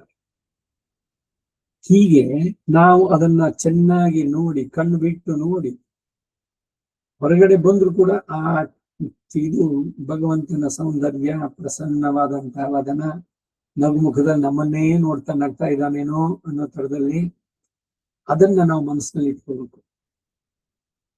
ಹಾಗೆ ಎಲ್ಲ ಸೌಂದರ್ಯವೂ ಇಲ್ಲಿ ಬೀಡು ಬಿಟ್ಟಿದೆ, ಇಲ್ಲಿ ಸೌಂದರ್ಯವ ನೆಲೆಸಿದೆ ಎಂದು ಹೇಳಬಹುದಾದಂತೆ ಪಾದಾದಿಕೇಶ ಪರ್ಯಂತವೂ ನ್ಯೂನತೆ ಇಲ್ಲದೆ ಶೂಲ್ ಒಳಿಯ ತ್ರಿಪಾದ್ ವಿಭೂತಿ ಎಲ್ಲವೂ ಕಾಂತಿ ಪ್ರವಾಹದಿಂದ ಅಮೃತವಾಗಿರುವುದಾಯ್ತು. ಲಾವಣ್ಯವಾದುದು ಎಲ್ಲೆಲ್ಲಿಯೂ ಒಂದೇ ಸಮನಾಗಿ ವ್ಯಾಪಿಸಿ ಅಲೆ ಏಳುವಂತೆ ಆಗಿದೆ. ಅಲ್ಲಿ ಮಲರ್ ಮಹಳ್ ಇತ್ಯಾದಿ ಈ ಸೌಂದರ್ಯವು ಕಾಡಿನಲ್ಲಿ ಬಿದ್ದ ಬೆಳದಿಂಗಳಂತೆ ವ್ಯರ್ಥವಾಗದಷ್ಟೇ. ಕಾಡಿನಲ್ಲಿ ಬೆಳದಿಂಗಳು ಯಾರಿಗೂ ಉಪಯೋಗ? ಬೆಳದಿಂಗಳೇನು ತುಂಬಾ ಚೆನ್ನಾಗಿದೆ ಕಾಡಿನಲ್ಲಿ. ಹಾಗೆ ಯಾರ್ಯಾರು ಇಲ್ಲಿ ನೋಡ್ತಾರೋ ಅವರುಗಳಿಗೆಲ್ಲ ಅದೊಂಥರ ಅದು ವ್ಯರ್ಥವಾಗದಂತೆ ಹೃದಯ ಪೂರ್ವಕವಾಗಿ ಅನುಭವಿಸುವವರನ್ನು ಹೇಳುತ್ತೇವೆ. ಭಗವಂತನನ್ನ ಹೀಗೆ ಒಂದೊಂದೇ ಶ್ಲೋಕ, ಒಂದೊಂದೇ ಪದದಲ್ಲಿ ಅವನ ರೂಪ, ಗುಣ, ಅವನು ನಡೆಸಿದ ಆಶ್ಚರ್ಯ ಚೇಷ್ಟಿತಗಳು ಹೇಳ್ತಾ வாசித்தும் பூஜித்தும் போக்கினேன் போது ನಾಲ್ಕು ಉನ್ನೆ ಎಲ್ಲಾದ ನಿನೆಯಾದು ಹಾಡಿದರೆ ನಿನ್ನನ್ನೇ ಹಾಡುವೆ. ಇದು ನಾಲಿಗೆಗೆ ಒಂದು ಸಾರ್ಥಕತೆ. ಹಾಗೆ ಅವನ ಮೊದಲೇ ಅವನು ಸುಂದರ, ಅವನ ತೇಜಸ್ಸು ಚೆನ್ನ. ಇದರ ಜೊತೆಗೆ ಪುಷ್ಪದಲ್ಲಿನ ಪರಿಮಳವೇ ಒಂದು ರೂಪವನ್ನ ತಾಳಿರುವಂತೆ ನಿರತಿಶಯ ಭೋಗ್ಯೆಯಾದ ಶ್ರೀದೇವಿಯ ಸಂಶ್ಲೇಷದಿಂದ ಉಂಟಾದ ಆಶ್ಚರ್ಯವಾದ ವ್ಯಾಮೋಹವನ್ನು ಉಳ್ಳವನಾದಂತ ಸರ್ವೇಶ್ವರ ತನ್ನ ಎದೆಯಲ್ಲೇ ಇಟ್ಕೊಂಡ್ಬಿಟ್ಟಿದ್ದಾನೆ. ವಿಷ್ಣು ವಕ್ಷಸ್ಥಲಸ್ಥಿತಾಂ. ಯಾರಿಗೆ ಮಾಲೆ ಹಾಕುವೆ? ಶ್ರೀರಾಬ್ದಿ ಕನ್ನಿಕೆ ಅಂದ್ರೆ ನೇರವಾಗಿ ಬಂದು ಭಗವಂತನಿಗೆ ಮಾಲೆ ಹಾಕಿ ಅಷ್ಟೇ ಇಲ್ಲದೆ ಬಂದು ಅವಳು ಹೃದಯದಲ್ಲೇ ಕೂತ್ಬಿಟ್ಲ. ವಿಷ್ಣು ವಕ್ಷಸ್ಥಲಸ್ಥಿತಾಂ. ಅವಳ ಸಂಶ್ಲೇಷದಿಂದ ಇನ್ನೂ ಅವನು ಬಹಳ ಪುಷ್ಪದಲ್ಲಿನ ಪರಿಮಳದಂತೆ ಅಂತಾರೆ ನೋಡಿ. ಹೇಗೆ ನಿರ್ಗಂಧ ಕುಸುಮಗಳನ್ನ ಭಗವಂತನಿಗೆ ಸಮರ್ಪಣೆ ಮಾಡಿದಾಗ ಪರಿಮಳಯುಕ್ತವಾದದ್ದು ಯಾವ ಯಾವ ದೇವತೆಗೆ ಏನೇನು ಹೂವು ಅನ್ನೋದನ್ನ ಎಲ್ಲ ಹೇಳುತ್ತೆ. ನಿರ್ಗಂಧ ಕುಸುಮಗಳ ಈ ಹೊರಗಡೆ ಅಲಂಕಾರಕ್ಕಾಗ್ಬೋದಷ್ಟೇ. ಇಲ್ಲಿ ಪುಷ್ಪದಲ್ಲಿನ ಪರಿಮಳವೇ ಒಂದು ರೂಪವನ್ನು ತಾಳುವಂತೆ ನಿರಂತಿಸಿಯ ಭೋಗ್ಯಾದಂತ ಶ್ರೀದೇವಿಯ ಸಂಶ್ಲೇಷದಿಂದ ಉಂಟಾದ ಆಶ್ಚರ್ಯವಾದ ವ್ಯಾಮೋಹವನ್ನು ಉಳ್ಳವನಾದ ಸರ್ವೇಶ್ವರ. ಮಯಕ್ಕುಕ್ಕ ಅಂತಂದ್ರೆ ಆನಂದಗಳು. ಮಯಂಗಲ್ ಕೂಡೋದು, ಕಲಿಯುವುದು, ಆಹಿಯಂ ನಿರ್ಕಂ ತನ್ನದೇ ಆದ ಆನಂದಕ್ಕೂ ಅಧಿಕವಾಗಿ ಶ್ರೀಯಪತಿತ್ವದಿಂದ ಬಂದ ಆನಂದವನ್ನು ಉಳ್ಳವನಾಗಿದ್ದಾರೆ. ಭಗವಂತನಿಗೆ ಈ ಸ್ವರೂಪ ನಿರೂಪಕ ಧರ್ಮ ಅನ್ನೋದ್ರಲ್ಲಿ ಶ್ರೀಯಪತಿತ್ವ, ಶ್ರೀಯನ್ನ ಬಿಟ್ಟು ಒಂದು ಕ್ಷಣವೂ ಅವನು ಇರೋಲ್ಲ. ಅವಳು ಅಷ್ಟೆ. ಇಬ್ಬರು ಕೂಡ ಎಂದೆಂದು ಅಗಲದ ದಂಪತಿಗಳು. ಅದನ್ನೇ ಆಳ್ವಾರ ಅಹಲಗಿಲ್ಲೇ ನಿರೆಯುಮೆನ್ನೆ ಅಲರ್ಮಿಯಲ್ ಮಂಗೈ ಉರೆ ಮಾರ್ಬ. ತಾವರೆಯ ಪುಷ್ಪದಲ್ಲಿ ಕ್ಷೀರೋದ್ಭವೆ. ಅಲ್ಲಿ ಅವಳು ಬಂದು ಒಂದು ಕ್ಷಣವೂ ಅವನನ್ನು ಅಗಲಿರೋಲ್ಲ ಅಂತ ಹೇಳಿಬಿಟ್ಟು ಬಂದಿದ್ದದ್ದು. ಹಾಗೆ ಈ ಸಂಪುಟೀಕರಣ ಅಂತ ರಂಗಪ್ರಿಯ ಸ್ವಾಮಿಗಳು ಹೇಳ್ತಾ ಇದ್ರು. ಬರೀ ವಿಷ್ಣು ಸಹಸ್ರನಾಮ ಹೇಳ್ಬಿಟ್ಟು ನಿಲ್ಲಿಸಬೇಡಿ ಅಂತ ಅನ್ನೋದು. ಅದಕ್ಕಾಗಿ ಅಷ್ಟೊಂದು ವಿಷ್ಣು ಸಹಸ್ರನಾಮ ಬಂದಾಗ್ಲೆಲ್ಲ ಈ ಮಾತು ಹೇಳ್ತೀನಿ ನಾನು. ಲಕ್ಷ್ಮಿ ಅಷ್ಟೋತ್ರ ಹೇಳಿ, ಬರೀ ರಾಮನ ಪೂಜೆ ಅಥವಾ ಬರೀ ಲಕ್ಷ್ಮೀ ಪೂಜೆ ಅನ್ನೋದು ನಮ್ಮಲ್ಲಿ ಇಲ್ಲ. ಇದು ಬರೀ ನಮ್ಮಿದಕ್ಕೆ ಅಂತಲ್ಲ, ಅಥವಾ ಏನೋ ನಾವೇನೋ ಹೊಸದಾಗಿ ಏನೋ ಮಾಡ್ಕೊಂಡಿದ್ದು ಶ್ರೀ ವೈಷ್ಣವರು ಅಂತಲ್ಲ. ಪುರಾಣದ ಉಲ್ಲೇಖದಲ್ಲಿ ಈ ಭಾಗವತದಲ್ಲಿ ಬರುತ್ತೆ ಲಕ್ಷ್ಮೀ ಹೃದಯ, ನಾರಾಯಣ ಹೃದಯ, ಲಕ್ಷ್ಮೀ ಕವಚ, ನಾರಾಯಣ ಕವಚ ಅಂತೆಲ್ಲ. ಬೇರೆ ಬೇರೆ ಪುರಾಣಗಳು ಉಲ್ಲೇಖದಲ್ಲಿ ಬರುವಂತದ್ದು. ಅದರಲ್ಲಿ ಏನು ಬಹಳ ಸ್ಪಷ್ಟವಾಗಿ ಹೇಳ್ತಾ ಅಂದ್ರೆ, ಲಕ್ಷ್ಮಿ ಪೂಜೆಯನ್ನು ಮಾತ್ರ ಮಾಡಿದ್ರೆ ನಾರಾಯಣನ್ ಬಿಟ್ಟು, ಲಕ್ಷ್ಮಿ ಕೃಧ್ಯತಿ ಸರ್ವದ, ಲಕ್ಷ್ಮಿ ಕೋಪ ಬರುತ್ತಂತೆ, ನಿಜವಾಗ್ಲೂ ಅವಳು ಸಂತೋಷ ಪಡೋಳು. ನಿನ್ನೆ ದಿವಸ ಪೊಂಗುನಿ ಉತ್ಸವ, ಅವಳನ್ನು ಕುರಿತು ಎಲ್ಲ ಪಾರಾಯಣಗಳನ್ನ ಮಾಡಿದ್ದು. ಶ್ರೀಸ್ತುತಿ, ಭೂಸ್ತುತಿ, ಗೋದಾಸ್ತುತಿ, ಶ್ರೀ ಗುಣರತ್ನಕೋಶ, ಶ್ರೀಸ್ತವ, ಲಕ್ಷ್ಮೀ ಸಹಸ್ರನಾಮ. ಲಕ್ಷ್ಮೀ ಸಹಸ್ರನಾಮ ಹೇಳಿದ್ಮೇಲೆ ವಿಷ್ಣು ಎಂದು ಹೇಳಬೇಕು. ವಿಷ್ಣು ಸಹಸ್ರನಾಮವನ್ನ ಹೇಗೆ ವಿಷ್ಣು ಸಹಸ್ರನಾಮ ಹೇಳಿದಾಗ ಲಕ್ಷ್ಮೀ ಹೇಳಬೇಕು, ಹಾಗೆ ಇವತ್ತು ಅದರ ಅಂಗವಾಗಿ ಇಷ್ಟೀ ವೈಶ್ವದೇವರ ಜೊತೆಗೆ ಶ್ರೀ ಸೂಕ್ತ ಹೋಮ ಅದನ್ನು ಸೇರಿದೆ. ಪುರುಷ ಸೂಕ್ತ ಹೋಮನು ಮಾಡಿ, ಪುರುಷ ಸೂಕ್ತ ಹೋಮ, ಶ್ರೀ ಸೂಕ್ತ ಹೋಮ. ಬರೀ ಶ್ರೀ ಸೂಕ್ತ ಹೋಮ ಮಾಡಿಲ್ಲ. ಓ ಲಕ್ಷ್ಮಿ, ಹಣ ದುಡ್ಡು ಬೇಕು, ಅದಕ್ಕಾಗಿ ಬರೀ ಲಕ್ಷ್ಮಿ ಪೂಜೆ ಮಾಡ್ತೀನಿ ಅಂದ್ರೆ, ಲಕ್ಷ್ಮಿ ಕೃಧ್ಯತಿ ಸರ್ವದಾ ಈ ಪದ ಅಲ್ಲಿದೆ. ಲಕ್ಷ್ಮೀ ಹೃದಯ, ನಾರಾಯಣ ಹೃದಯ. ಸೊ ಅದಕ್ಕೆ ಏನ್ ಮಾಡ್ಬೇಕು ಅಂದ್ರೆ, ಈಗ ನಾರಾಯಣ ಹೃದಯ ಒಂದ್ಸಲಿ ಓದಿದ್ರೆ ಲಕ್ಷ್ಮೀ ಹೃದಯ ಓದಿ ಪುನಃ ನಾರಾಯಣ ಹೃದಯವನ್ನು ಓದಬೇಕು. ಇದಕ್ಕೆ ಸಂಪುಟೀಕರಣ ಅಂತ ಹೆಸರು. ಆ ರೀತಿ ಯಾವಾಗಲೂ ಅಷ್ಟೇ, ಈಗೇನೇ ಒಂದು ಸ್ತೋತ್ರಗಳನ್ನು ಓದ್ತೀರಿ, ಹೇಳ್ತೀರಿ, ನಾರಾಯಣನ ಕುರಿತು ಹೇಳಿದ್ದು, ಅದ್ರ ಜೊತೆಗೆ ಒಂದು ಅಂಕಾಂತ ಚತುಶ್ಲೋಕಿ ಆಗ್ಬೋದು. ಏನು ಇಲ್ಲ ಅಂದ್ರೆ ಬರೀ ಒಂದು 16 ಹೆಸರುಗಳು, 12 ಹೆಸರುಗಳು. ಶ್ರೀ ನಮಃ ಅಮೃತೋದ್ಭವೈ ನಮಃ, ಕಮಲಾಯೈ ನಮಃ, ಚಂದ್ರಶೋಭಿನ್ಯೈ ನಮಃ, ವಿಷ್ಣುಪತ್ನ್ಯೈ ನಮಃ, ವೈಷ್ಣವ್ಯೈ ನಮಃ, ಹರಾರೋಹಾಯೈ ನಮಃ, ಹರಿವಲ್ಲಭಾಯೈ ನಮಃ, ಶಾಂಗಣ್ಯೈ ನಮಃ, ದೇವದೇವಿಕಾಯೈ ನಮಃ, ಮಹಾಲಕ್ಷ್ಮೀ ನಮಃ, ಸುರಸುಂದರ್ಯೈ ನಮಃ. ವಿಷ್ಣು ಸಹಸ್ರನಾಮ ಹೇಳಿದ್ಮೇಲೆ ಅದಕ್ಕೇನು ಟೈಮ್ ಆಗೋಲ್ಲ ಅಂತ ವಿಷ್ಣು ಸಹಸ್ರನಾಮಕ್ಕೆ 29 ನಿಮಿಷ, ಅದ್ರ ಜೊತೆಗೆ ಲಕ್ಷ್ಮೀ ಅಷ್ಟೋತ್ತರಕ್ಕೆ ಇನ್ನೊಂದು 10 ನಿಮಿಷ ಸೇರಿಸ್ಬೋದು. ಸೊ 35-40 ನಿಮಿಷದೊಳಗೆ 2 ಆಗುತ್ತೆ. ಇದನ್ನ ಬೆಳಗ್ಗೆ ಒಂದ್ಸಲಿ, ಮಧ್ಯಾಹ್ನ ಒಂದ್ಸಲಿ, ಸಾಯಂಕಾಲ ಒಂದ್ಸಲಿ 3 ಹೊತ್ತು ಹೇಳ್ಬೇಕು. ಹೀಗೆ ಅಷ್ಟಾಕ್ಷರಿ ಪ್ರಾತರಧೀಯಾನೋ ರಾತ್ರಿಕ ಪಾಪಂ ನಾಶಯತಿ, ಅದು ಇದಕ್ಕೂ ಅನ್ವಯ. ಈ ಕಾರಣದಿಂದಲೇ ಶ್ರೀರಾಮ ರಾಮ ರಾಮೇತಿ 3 ಸಲ ಹೇಳಿದ್ದು. ಹನುಮಾಲಿ ಗದಿಶಾಂಗಿ 3 ಸಲ ಹೇಳುವುದಂದ್ರೆ 3 ಸಲ ಸಹಸ್ರನಾಮ ಹೇಳಿ ಅಂತ. ಎಷ್ಟು ಜನ ಹೇಳ್ತಾರೆ ದಿವ್ಸಕ್ಕೆ 3 ಸಲ ಸಹಸ್ರನಾಮ? ಏನೋ ಒಪ್ಪಿ ಬೆಳಗ್ಗೆ ಒಂದ್ಸಲಿ, ಸಾಯಂಕಾಲ ಒಂದ್ಸಲಿ. ಶಿಷ್ಟಾಚಾರದಲ್ಲಿ ಹಿಂದೆ ಎಲ್ಲ ಏನ್ ಮಾಡ್ತಾ ಇದ್ರು ಅಂದ್ರೆ, ಸಂಧ್ಯಾವನ್ನೇ ಆಗಿದ ತಕ್ಷಣ ವಿಷ್ಣು ಸಹಸ್ರನಾಮ 3 ಸಂದರ್ಭದಲ್ಲೂ ಕೂಡ, ಸಾಯಂಕಾಲದಲ್ಲೂ ಇಷ್ಟೇ. ಪಂಚಾಯುಧ ಸ್ತೋತ್ರ, ದ್ವಾದಶ ಪಂಜರಿಕ ಇವುಗಳನ್ನು ಹೇಳಿ ಲಕ್ಷ್ಮಿಯ ಸ್ತೋತ್ರ, ಅವಾಗಲೇ ಅದು ಪೂರ್ಣ ಸಹಸ್ರನಾಮ ಪಾರಾಯಣ. ಹೀಗೆ ನಡೆಸಬೇಕಾದದ್ದು. ಈ ರೀತಿ ಮಾಡಿದ್ರೆ ಒಂದೊಂದು ಕ್ಷಣವನ್ನು ಕೂಡ ನಾವು ಸದುಪಯೋಗ ಮಾಡ್ಕೊಂಡು ನಮ್ಮ ಬಾಳಿನ ಕ್ಷಣಗಳು ಅಂತ ಅದು ಸಾರ್ಥಕವಾದಂತಹ ಸಮಯ. ಅದು ಬಿಟ್ಟು ಏನೋ ಟಿವಿನೋ ಇಲ್ಲ ಇನ್ಯಾವುದನ್ನೋ ನೋಡ್ತಾನೋ, ಇಲ್ಲ ಆಲಸ್ಯವೋ, ಎಲ್ಲ ಮಲಗಿರ್ತೀನಿ, ಇನ್ನೇನೋ ಮಾಡ್ತೀನಿ, ಪುಸ್ತಕ ಇಟ್ಕೊಂಡ್ರೆ ನಿದ್ದೆ ಬರುತ್ತೆ, ಹೀಗಾಗುತ್ತೆ. ನಾವು ಮನಸ್ಸು ಮಾಡಿದ್ರೆ ನಾವ್ ಎಚ್ಚೆತ್ಕೋಬಹುದು. ನಮ್ಮನ್ನ ಯಾರು ಬೇರೆ ಒಂದು ಹೇಳ್ಸಕ್ಕಾಗುತ್ತೆ? ಎಲ್ಲ ರಿಟೈರ್ಡ್ ಪರ್ಸನ್ಸ್. ನಿಮ್ಗೇನು, ನನ್ನ ಮೊಮ್ಮಗ ಹೇಳ್ತಾ ಇದ್ದು, ತಾತ ನೀನ್ ಲೈಫ್ ಎಷ್ಟು ಚೆನ್ನಾಗಿ, ನೀನು ಆರಾಮಾಗಿ ನಿನಗೇನ್ ಬೇಕು ಅದ್ ಮಾಡ್ತೀಯಾ, ಏನೋ ಹೇಳ್ತಾ ಇರ್ತೀಯಾ, ಯಾವುದೋ ಬರೀತೀಯಾ, ಇನ್ನೇನೋ ಮಾಡ್ತೀಯಾ, I also want to be like you ಅಂತ ಇದ್ದ. ಅದು ನಿನಗೂ ಸಿಗುತ್ತೆ. ಈಗ ನಿನಗೇನು, ನೀನು ವಿದ್ಯಾರ್ಥಿ, ಇವಾಗ you have to concentrate on your studies. So ಹಾಗಾಗಿ ವಿಶ್ರಾಂತ ಜೀವನ, ವಾನಪ್ರಸ್ಥ ಅಂತ ಬಂದಾಗ ಇದೆಲ್ಲ ಇದರಲ್ಲಿ ನೀವು ತೊಡಗಿಸ್ಕೊಳ್ದಿದ್ರೆ ಏನಾಗುತ್ತೆ ಅಂದ್ರೆ, ನಿಮ್ ಮನಸ್ಸೆಲ್ಲ ಬರೀ ನನ್ನ ಮೊಮ್ಮಗ ಏನ್ ಮಾಡ್ತಿದ್ದಾನೋ, ಅವನ ಅಮೆರಿಕಾದಲ್ಲೋ ಆಸ್ಟ್ರೇಲಿಯಾನೋ ಇನ್ನೆಲ್ಲೋ ಇದ್ದಾನೆ, ಅಥವಾ ಇಲ್ಲೇನೆ ಹೊರಗಡೆ ಎಲ್ಲೋ ಇದ್ದಾನೆ, ಅವನ್ ಏನ್ ಮಾಡ್ತಿರ್ತಾನೋ, ಅವನಿಗೇನಾಯ್ತೋ, ಇವನ್ದೇನಾಯ್ತೋ, ಆ ಸುದ್ದಿ ಈ ಬೇರೆ ಬೇಡ ನಮ್ಗೆ. ಬೇಂಡೇನ್ ಮನೆ ಮಾಡ್ತಾ ಇದ್ವಿ, ಅವನ್ನೆಲ್ಲ ದ್ವೇಷಿಸ್ಬೇಕು ಅಂತ ಹೇಳ್ದ ಇಲ್ಲ. ಎಲ್ರು ಚೆನ್ನಾಗಿರ್ಲಿ ಅಂತ ಹಾರಿಸೋಣ, ನಾವು ನಮ್ಮ ಉದ್ಧಾರ ನಾವು ನೋಡೋಣ. ಇನ್ನು ಎಲ್ಲಿ ತನಕ ಇದೆಲ್ಲ.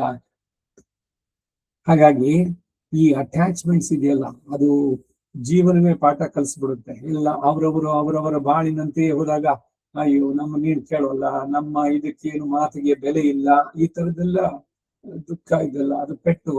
ಅದು ಬಡವನಿಗೆ, ಬುದ್ಧಿವಂತನಿಗೆ ಮಾತಿನ ಪೆಟ್ಟು, ಬಡವನಿಗೆ ದೊಣ್ಣೆ ಪೆಟ್ಟು ಅಂತಾರಲ್ಲ, ಹಾಗೆ ಇದು ನಾವೇ ಕಲ್ತ್ಕೊಳ್ತಿದ್ರೆ ಭಗವಂತ ಈ ರೀತಿ ಘಟನೆಗಳನ್ನ ಕೊಟ್ಟು ಇದು ಹರಿಪುತ್ರ ಸತಿಪುತ್ರ ಎಲ್ಲ ಕರ್ಮದ ಅವತಾರಗಳು, ಕುರಿಯನ್ನಾಗಿಸಿ ನಿನ್ನ ಕಾಪಿಡುವ ಸಂಸಾರ ಕುರಿಮಾರಿಯಾದೀತು ಅಂತ. ಅದಕ್ಕೆ ಇದೆಲ್ಲ ಎಷ್ಟೆಷ್ಟು ಬಿಡಿಸ್ಕೊಂಡ್ರೆ ಅಷ್ಟೆಷ್ಟು ನೆಮ್ಮದಿ ಮನಸ್ಸಿಗೆ. ಆಮೇಲೆ ದ್ವೇಷ ಸಾಧಿಸ್ಬೇಕಾಗಿಲ್ಲ, ಅಥವಾ ಅವರನ್ನು ಮಾತಾಡ್ಸೋದು ಬೇಡ ಅಂತ ಹೇಳ್ತಿಲ್ಲ. ಅವ್ರ ಬಗ್ಗೆ ಹೆಚ್ಚಿಗೆ ಚಿಂತನೆ ಎನ್ನುವುದನ್ನು ಬೇಡ. ಅವರವರ ಬಾಳು ಆಯ್ತು, ರೆಕ್ಕೆ ಬಲಿತ ಹಕ್ಕಿಗಳು ಎಲ್ಲ ಅವರವ್ರ ಜೀವನ ಅವ್ರು ನೋಡ್ಕೊಳ್ತಾರೆ. ಅಲ್ಲಿ ಬಿಟ್ರೆ ಅದನ್ನ ನಮ್ಗೆ ಇದಕ್ಕೆ ಅವಕಾಶ ಆಗುತ್ತೆ, ಇಲ್ದಿದ್ರೆ ಬರೋದೇ ಇಲ್ಲ. They will not come. So ಇದನ್ನ ನಾವು ಗಮನಿಸ್ಬೇಕು. ಇವೆಲ್ಲ ಅನುಭವಿಸೋದಕ್ಕೆ ಸಮಯ ಬೇಕು ಅಂತಂದ್ರೆ ನಮ್ಮ ಮನಸ್ಸನ್ನ ನಾವು ಇದರಲ್ಲಿ ತೊಡಗಿಸ್ಕೊಳ್ಬೇಕು. ತ್ರಿಪಾದ್ ವಿಭೂತಿ, ಮಯಕ್ಕುಕ್ಕಳಂದ್ರೆ ಆನಂದಗಳು, ಮಯಂಗಲ್ ಅಂದ್ರೆ ಕೂಡುವುದು, ಕಳೆಯೋದು, ಆಹಿ ನಿರ್ಕುಂ ತನ್ನದೇ ಆನಂದಕ್ಕೂ ಅಧಿಕವಾಗಿ ಶ್ರೀಯಃಪತಿತ್ವದಿಂದ ಬಂದ ಆನಂದವನ್ನು ಉಳ್ಳವನಾಗಿದ್ದಾನೆ. ಸಹಜವಾಗಿ ಅವನ ಆನಂದದ ಸ್ವರೂಪ ರಸೋ ವೈಸಹ ರಸಗ್ರಹ್ಯೇವಾಯಂ ಲಬ್ಧ್ವಾನಂದಿ ಭವತಿ. ಉಪನಿಷತ್ ಹೇಳುತ್ತೆ ಅವನನ್ನು ಆನಂದದ ಪರಿಪೂರ್ಣ ಇದು. ಅದ್ರ ಜೊತೆಗೆ ಇನ್ನೊಂದು ಸ್ವಲ್ಪ ಆಡೆಡ್ ಅಂತಂದ್ರೆ ಜೊತೆಗೆ ಮಹಾಲಕ್ಷ್ಮಿ ಜೊತೆಗೆ ಇರೋದ್ರಿಂದ ಅಮ್ಮಾನ್ ಆನಂದಮಯನಾಗಿ ಶ್ರೀಯಃಪತಿಯಾಗಿ ಇರುವವನಷ್ಟೇ ಸರ್ವೇಶ್ವರ. ಎಲ್ಲೆಯಲ್ಲಿ ಜ್ಞಾನತ್ತನ್ ಮನಸ್ವಿ ಎನ್ನುವಂತೆ ಪ್ರಣಯ ದಾರಿಯಲ್ಲಿ ಅವಳಿಗೂ ಆನೆಗೆ ಕುದುರೆಯು ಸರಿಯಾಗದಿರುವಂತೆ ಮೀರಿದ ಜ್ಞಾನಾಧಿಕ್ಯ ಉಳ್ಳವನು. ಜ್ಞಾನ ಮಹದೇ ಕೊಂಡು ಇತ್ಯಾದಿ ತಾನು ಅವಳು ಸೇರಿದ ಸೇರ್ವೆಯಲ್ಲಿ ಏರ್ಪಟ್ಟಂತ ಪ್ರಕಾಶವನ್ನೇ ಸಹಾಯಾಂತರ ನಿರಪೇಕ್ಷನಾದ ಸಾಧನವನ್ನಾಗಿ ಹೊಂದಿ ಈ ಕಾರ್ಯಜಾತವನ್ನೆಲ್ಲ ಸೃಷ್ಟಿಸುವವನಾಯಿತು. ಎಲ್ಲ ಕಾರ್ಯದಲ್ಲೂ ಅವಳು ಸಮಭಾಗಿತ್ವ ಅನ್ನೋದು ಬರ್ತಾ ಇದೆ ಎಂದು ಸೃಷ್ಟಿ. ಸೋಕಾಮಯತ ಬಹುಶ್ಯಾಂ ಪ್ರಜಾಯೇಯ ಅಂದಾಗ ಅವನೊಬ್ನೇ ಇರ್ಲಿಲ್ಲ, ಅವನ ಜೊತೆ ಮಹಾಲಕ್ಷ್ಮಿ ಇದ್ಲು. ಇಬ್ರು ಸೇರಿಯೇನೆ ಸಂಕಲ್ಪ ಮಾಡಿದ್ರು ನಾವು ಅನೇಕವಾಗೋಣ ಅಂತ. ಅವರೇ ಆದ್ರೂ ಪಂಚಭೂತಗಳು. ಎಲ್ಲವೂ ತಾನೇ ಆಗಿ ಎಲ್ಲದರಿಂದ ತಾನು ಹೊರಗೆ ನಿಂತಂತ ಸಕಲೇತರ ವಿಲಕ್ಷಣನೂ ಆಗಿ ನಿಂತವನು. ಯಸ್ಯ ವೀಕ್ಷ ಮುಖಂ ತದಿಂಗಿತ ಪರಾಧೀನೋ ವಿದತ್ತೇ ಗಿಲಂ ಎಂದ್ರಷ್ಟೇ. ಯಸ್ಯ ವೀಕ್ಷ ಮುಖಂ ತದಿಂಗಿತ ಪರಾಧೀನಃ. ಅವಳು ಕಣ್ಣನ್ನ ನೋಡಿದ್ರೆ ಕಣ್ಣಿನಲ್ಲೇನೆ ಅವಳು ಮಾತಾಡೋದು. ಈ ಗಂಡ ಹೆಂಡತಿ ಇರುವ ತುಂಬಾ ಪ್ರೀತಿಯಿಂದ ಇರ್ಬೇಕಾದ್ರೆ ಒಬ್ಬರೊಬ್ರು ಚೆನ್ನಾಗಿ ಅರ್ಥ ಮಾಡ್ಕೊಂಡಿದ್ರೆ ಬರೀ ಕಣ್ಣಲ್ಲೇ ಅವನು ಇನ್ನಂದ್ರೆ ಅವನಿಗೆ ಗೊತ್ತಾಗತ್ತೆ ಫೇಸ್ ರೀಡಿಂಗ್. ಹಾಗೆ ಭಗವಂತ, ಮಹಾಲಕ್ಷ್ಮಿ, ಜಗನ್ಮಾತೆ, ಇವನ ತಂದೆ, ಇವರಿಬ್ಬರು ಕೂಡ ಇಂಗಿತಜ್ಞರು ಪೂರ್ಣವಾಗಿ. ಅವನ ಮನಸ್ಸಿನಲ್ಲಿ ಏನ್ ಓಡ್ತಾ ಇರೋದನ್ನ ಇವಳನ್ನು ಶಿ ಕ್ಯಾನ್ ರೀಡ್. ಅದೇ ವೈಸ್ ವರ್ಷ, ಇವಳ ಮನಸ್ಸಿನಲ್ಲಿ ಏನಿದೆ ಅವನಿಗೆ. ಒಬ್ರಿಗೊಬ್ರು ಅವರು ಕೂಡ ಅಷ್ಟೇ. ನಿನ್ಗೆ ಇಷ್ಟ ಇಲ್ದಿದ್ದು ನಾನು ಅದ್ ಮಾಡ್ತೀನಿ ಅಂತ ಹೇಳೋಲ್ಲ. ಏನು ಅಂದ್ರೆ ಈ ಶರಣಾಗತಿ ಇದ್ರದ್ದೆಲ್ಲ ವೈಭವೀಕರಿಸಿ ಹೇಳ್ಬೇಕಾದ್ರೆ ಒಂದ್ ವೇಳೆ ಸೀತೆನೋ ಲಕ್ಷ್ಮಣನೋ ಬೇಡ ಅಂತ ಹೇಳಿದ್ರೆ ಸೀತೆಯನ್ನೇ ಬಿಟ್ಬಿಡ್ತಾನೆ, ಶರಣಾಗತ ರಕ್ಷಕನ ಬಿಡೋಲ್ಲ. ಇದ್ರಲ್ಲಿ ಏನ್ ಗ್ರಹಿಸ್ಬೇಕಾದದ್ದು ಅಂದ್ರೆ ಸೀತೆಯನ್ನು ಬಿಟ್ಬಿಡ್ತಾನೆ ರಾಮ ಅನ್ನೋದಲ್ಲ. ಅವನು ಶರಣಾಗತ ರಕ್ಷಕ ಅನ್ನೋದು ಎಷ್ಟು ಪ್ರಧಾನವಾಗಿದೆ ಅಂದ್ರೆ ಅದಕ್ಕೆ ಅಡ್ಡಿಯಾಗಿ ಯಾರು ಬರೋ ಹಾಗಿಲ್ಲ. ಅದನ್ನ ಹೇಳಿದ್ದಷ್ಟೇ, ಸೀತೆಯನ್ನು ಬಿಟ್ಬಿಡ್ತಾನೆ ಅಂತಿಲ್ಲ. ಒಂದ್ ವೇಳೆ ಸೀತೆ ಹೇಳಿದ್ರೆ ಸೀತೆ ಹೇಳಿದ್ರೆ ಸೀತೆಯನ್ನೇ ಬಿಟ್ಟು ಬಿಡ್ತಾನೆ, ಹಿಂಗ್ ಬಿಡೋಲ್ಲ ಅಂತ ತನ್ನಲ್ಲಿ ರಕ್ಷಕ. ಸೊ ಹೇಳುವ ಉದ್ದೇಶ ಏನು? ತನ್ನ ಶರಣಾಗತನನ್ನ ಸದಾ ನಾನು ರಕ್ಷಿಸ್ತೇನೆ ಎನ್ನುವ ವ್ರತವನ್ನ ಕೈಗೊಂಡವನು ಅಂತ. ತಾನೇ ಬಹುಶ್ಯಾಂ ಎಂದದ್ದು ಮಿಕ್ಕವರಿಗಾದರೂ ಸ್ತ್ರೀ ಸಂಪರ್ಕವು ವಿಷಯಗಳೊಡನೆ ಸೇರಿ ಜ್ಞಾನ ಹಾನಿಯನ್ನ, ರೂಪ ಹಾನಿಯನ್ನು ಉಂಟು ಮಾಡುತ್ತೆ. ಕರ್ಮಾಯತ್ತವಾಗಿ ಬಂದಂತಾಗ ಏನ್ 3 ಹೊತ್ತು ಬರೀ ಪುಸ್ತಕ ಇಟ್ಕೊಂಡು ಕೂತ್ಬಿಟ್ರೆ ಮನೆ ಕೆಲಸ ಎಲ್ಲ ನಾನೊಬ್ನೇನ ಮಾಡ್ಬೇಕಾ? ಎದ್ದೇಳಿ ಬನ್ನಿ ಸಾಕು, ಪುಸ್ತಕ ಮುಚ್ಚಿಡಿ. ಈ ತರದ್ದು ಆಗ್ಬೋದಲ್ಲ. ಇಬ್ರು ಅರ್ಥ ಮಾಡ್ಕೊಂಡು ಇಬ್ರು ಮನೆ ಕೆಲಸ ಮುಗಿಸ್ಬಿಟ್ಟು ಇಬ್ರು ಕೂತ್ಕೊಂಡು ಜೊತೆಯಲ್ಲಿ ಭಗವಂತನ ಸ್ತೋತ್ರ ಹೇಳಿದ್ರೆ ಹೇಗಿರುತ್ತೆ? ಅದು ಪೂರ್ವ ಸುಕೃತ ವಿಶೇಷ. ಒಬ್ರಿಗೊಬ್ರು ಸರಿಯಾದ ಅಂಡರ್ಸ್ಟ್ಯಾಂಡಿಂಗ್ ಇದ್ರೆ, ಇಲ್ಲ ಮಾಡ್ತಾ ಇದ್ದಾಳೆ ಅಂತ ಎಲ್ಲ ಅವಳಿಗೆ ಬಿಟ್ಬಿಡೋದು, ಅದು ತಪ್ಪು. ಪುರುಷ ಮಾಡೋದು ತಪ್ಪು ಕೆಲಸ ಇದು. ಸುಮ್ಮನೆ ಕಾಯಿನ ಕಾಲ ಹಾಕೋ ಕೂತ್ಬಿಡೋದು. ಎಲ್ಲ ಆಯ್ತಾ, ತಿಂಡಿ ಇದೆಯಾ, ಅದ್ ತಗೊಂಬ, ಇದು ತಗೊಂಬ. ತಾನು ಸಮಭಾಗಿ ತಾನೆ. ಏನ್ ಪ್ರಾಮಿಸ್ ಮಾಡಿದ್ವಿ ವಿವಾಹದಲ್ಲಿ? ಸಖಾ ಸಪ್ತಪದ ಅಭೂಮ ಸಖ್ಯಂತೆ ಗಮೇಯಂ ಸಖ್ಯಾರ್ತೆ ಮಾಯೋಷ್ಣಂ. ಬಹಳ ಸಂಗಾತಿಗಳು ಪರಸ್ಪರ. ಎತ್ತಿನ ಗಾಡಿಗೆ ಒಂದೇ ಒಂದು ಎತ್ತಿನ ಕಟ್ಬಿಟ್ಟು ಹೇಳಿದ್ರೆ ಹೆಂಗಿರುತ್ತೆ? ಎರಡು ಎತ್ತುಗಳು ಸಮವಾಗಿ ತಗೋಬೇಕು ತಾನೆ ಗಾಡಿ ಮುಂದಕ್ಕೆ ಚಲಿಸ್ಬೇಕಾದ್ರೆ. ಹಾಗೆ ಸಂಸಾರದ ಗಾಡಿ ನಡಿಬೇಕಾದ್ರೆ ಇಬ್ಬರು equally they are responsible, equally they are ಏನು ಕೆಲಸದಲ್ಲೂ ಕೂಡ ಸಮಭಾಗಿತ್ವ ಇರಬೇಕು. ಪುರುಷನಿಗೆ ವಿಹಿತವಾದ ಕೆಲಸ ಇವನು ಮಾಡುವಂತಾನೆ ಅವಳಿಗೆ. ಅವಾಗ ಶ್ರಮ ಜಾಸ್ತಿ ಆಯ್ತು ಅಂತಂದ್ರೆ ಇವನು ಅವಳಿಗೆ ಅಥವಾ ಅವನು ಇವಳಿಗೆ ಸಹಾಯವನ್ನು ಮಾಡಿ ಒಬ್ರಿಗೊಬ್ರು ಕೈ ಕೊಟ್ಟು ನಿಂತ್ಕೋಬೇಕು. ಅದಕ್ಕೇನೆ ಈ ಪತಿ ಪತ್ನಿ ಭಾವ ಅಂತ ಹೇಳೋದು ಸ್ವಲ್ಪ ಮಧುರ ಭಾವ ಬೇರೆ ಎಲ್ಲದಕ್ಕಿಂತ. ಮಗನೋ ಮಗಳೋ ಮೊಮ್ಮಗನೋ ಅಥವಾ ತಂದೆನೋ ತಾಯಿನೋ ಇವ್ರ ಮೇಲೆ ವಿಶ್ವಾಸ ಅಥವಾ ಪ್ರೀತಿ ಇಲ್ಲ ಅಂತಲ್ಲ, ಅದೆಲ್ಲ ಲಿಮಿಟೆಡ್ ಆಗುತ್ತೆ ಎಲ್ಲದಕ್ಕೂ ನೋಡುತ್ತೆ. ಈ ಕಾರಣದಿಂದನೇ ಭಗವಂತನಿಗೂ ನಮಗೂ ಈ ಪತಿ ಪತ್ನಿ ಭಾವ ಬರಲಿ ಅಂತಾರೆ. ಇಲ್ಲಿ ಒಬ್ಬರ ಮೇಲೆ ಒಬ್ಬರು ನಾವು ಇಂಟರ್ ಡಿಪೆಂಡೆಂಟ್. ಭಗವಂತನಿಗೆ ಈ ಮಾತೇನಿಲ್ಲ, ಅವನು ಎಲ್ಲವನ್ನು ಇದು ಮಾಡಿದ ಅಂದ್ರೆ ಅವನು ಇರೋದೇ ಸ್ವರೂಪನೇ ಹಾಗೆ. ಬರೀ ನಾರಾಯಣ ಇಲ್ಲ CF ಪತಿತ್ವ ಇವೆಲ್ಲ ನೀವು ಗಮನಿಸಿದ್ರೆ ನಾವೇನಾದ್ರು ವಿಷ್ಣು ಪಾರಾಯಣ ಸಹಸ್ರನಾಮ ಏನಾರು ಹೇಳಿದ್ರೆ ಇತಿ ಶ್ರೀಮದ್ ಭಗವದ್ಗೀತಾಸು ಉಪನಿಷತ್ಸು ಬ್ರಹ್ಮವಿದ್ಯ ಮೋಕ್ಷಾಸ್ತ್ರ ಅದ್ರಲ್ಲಿ ಹೇಳ್ಬೇಕಾದ್ರೆ ಭಗವದ್ಗೀತೆಗೆ ವಿಷ್ಣು ಸಹಸ್ರನಾಮಕ್ಕೆ ಪರಮಹಂಸ ಸಂಹಿತಾಯಾಮ್ ಶತಸಹಸ್ರ ಸಂಹಿತಾಯ ಎಲ್ಲ ಹೇಳಿ ಶ್ರೀ ವಿಷ್ಣು ಸಹಸ್ರನಾಮ ಸ್ತೋತ್ರ CF ಪತಿ ದಿವ್ಯ ಚರಣಾರವಿಂದೋ ಸಮರ್ಪಯಾಮಿ. ಈ ಲಕ್ಷ್ಮೀ ಅಷ್ಟೋತ್ತರ ಹೇಳ್ಬಿಟ್ಟು ಇದು ಶ್ರೀ ಲಕ್ಷ್ಮಿ ಅಷ್ಟೋತ್ತರ ಶತನಾಮಾವಳಿ ವಿಷ್ಣು ಪತ್ನಿ ದಿವ್ಯ ಚರಣಾರವಿಂದೋ ಸಮರ್ಪಯಾಮಿ. ಬರೀ ಲಕ್ಷ್ಮಿಗಲ್ಲ, ವಿಷ್ಣು ಪತ್ನಿಗೆ ಈ ಸಹಸ್ರನಾಮ. CF ಪತಿಗೆ, ಶ್ರೀಯ ಜೊತೆಗೆ ಮಹಾಲಕ್ಷ್ಮಿ ಜೊತೆ ನಿಲ್ಲಿದ್ದವನು. ಹೀಗೆ ಅವರು ಒಬ್ಬೊಬ್ಬರನ್ನು ಜೋಡಿಸುವಂತದ್ದು.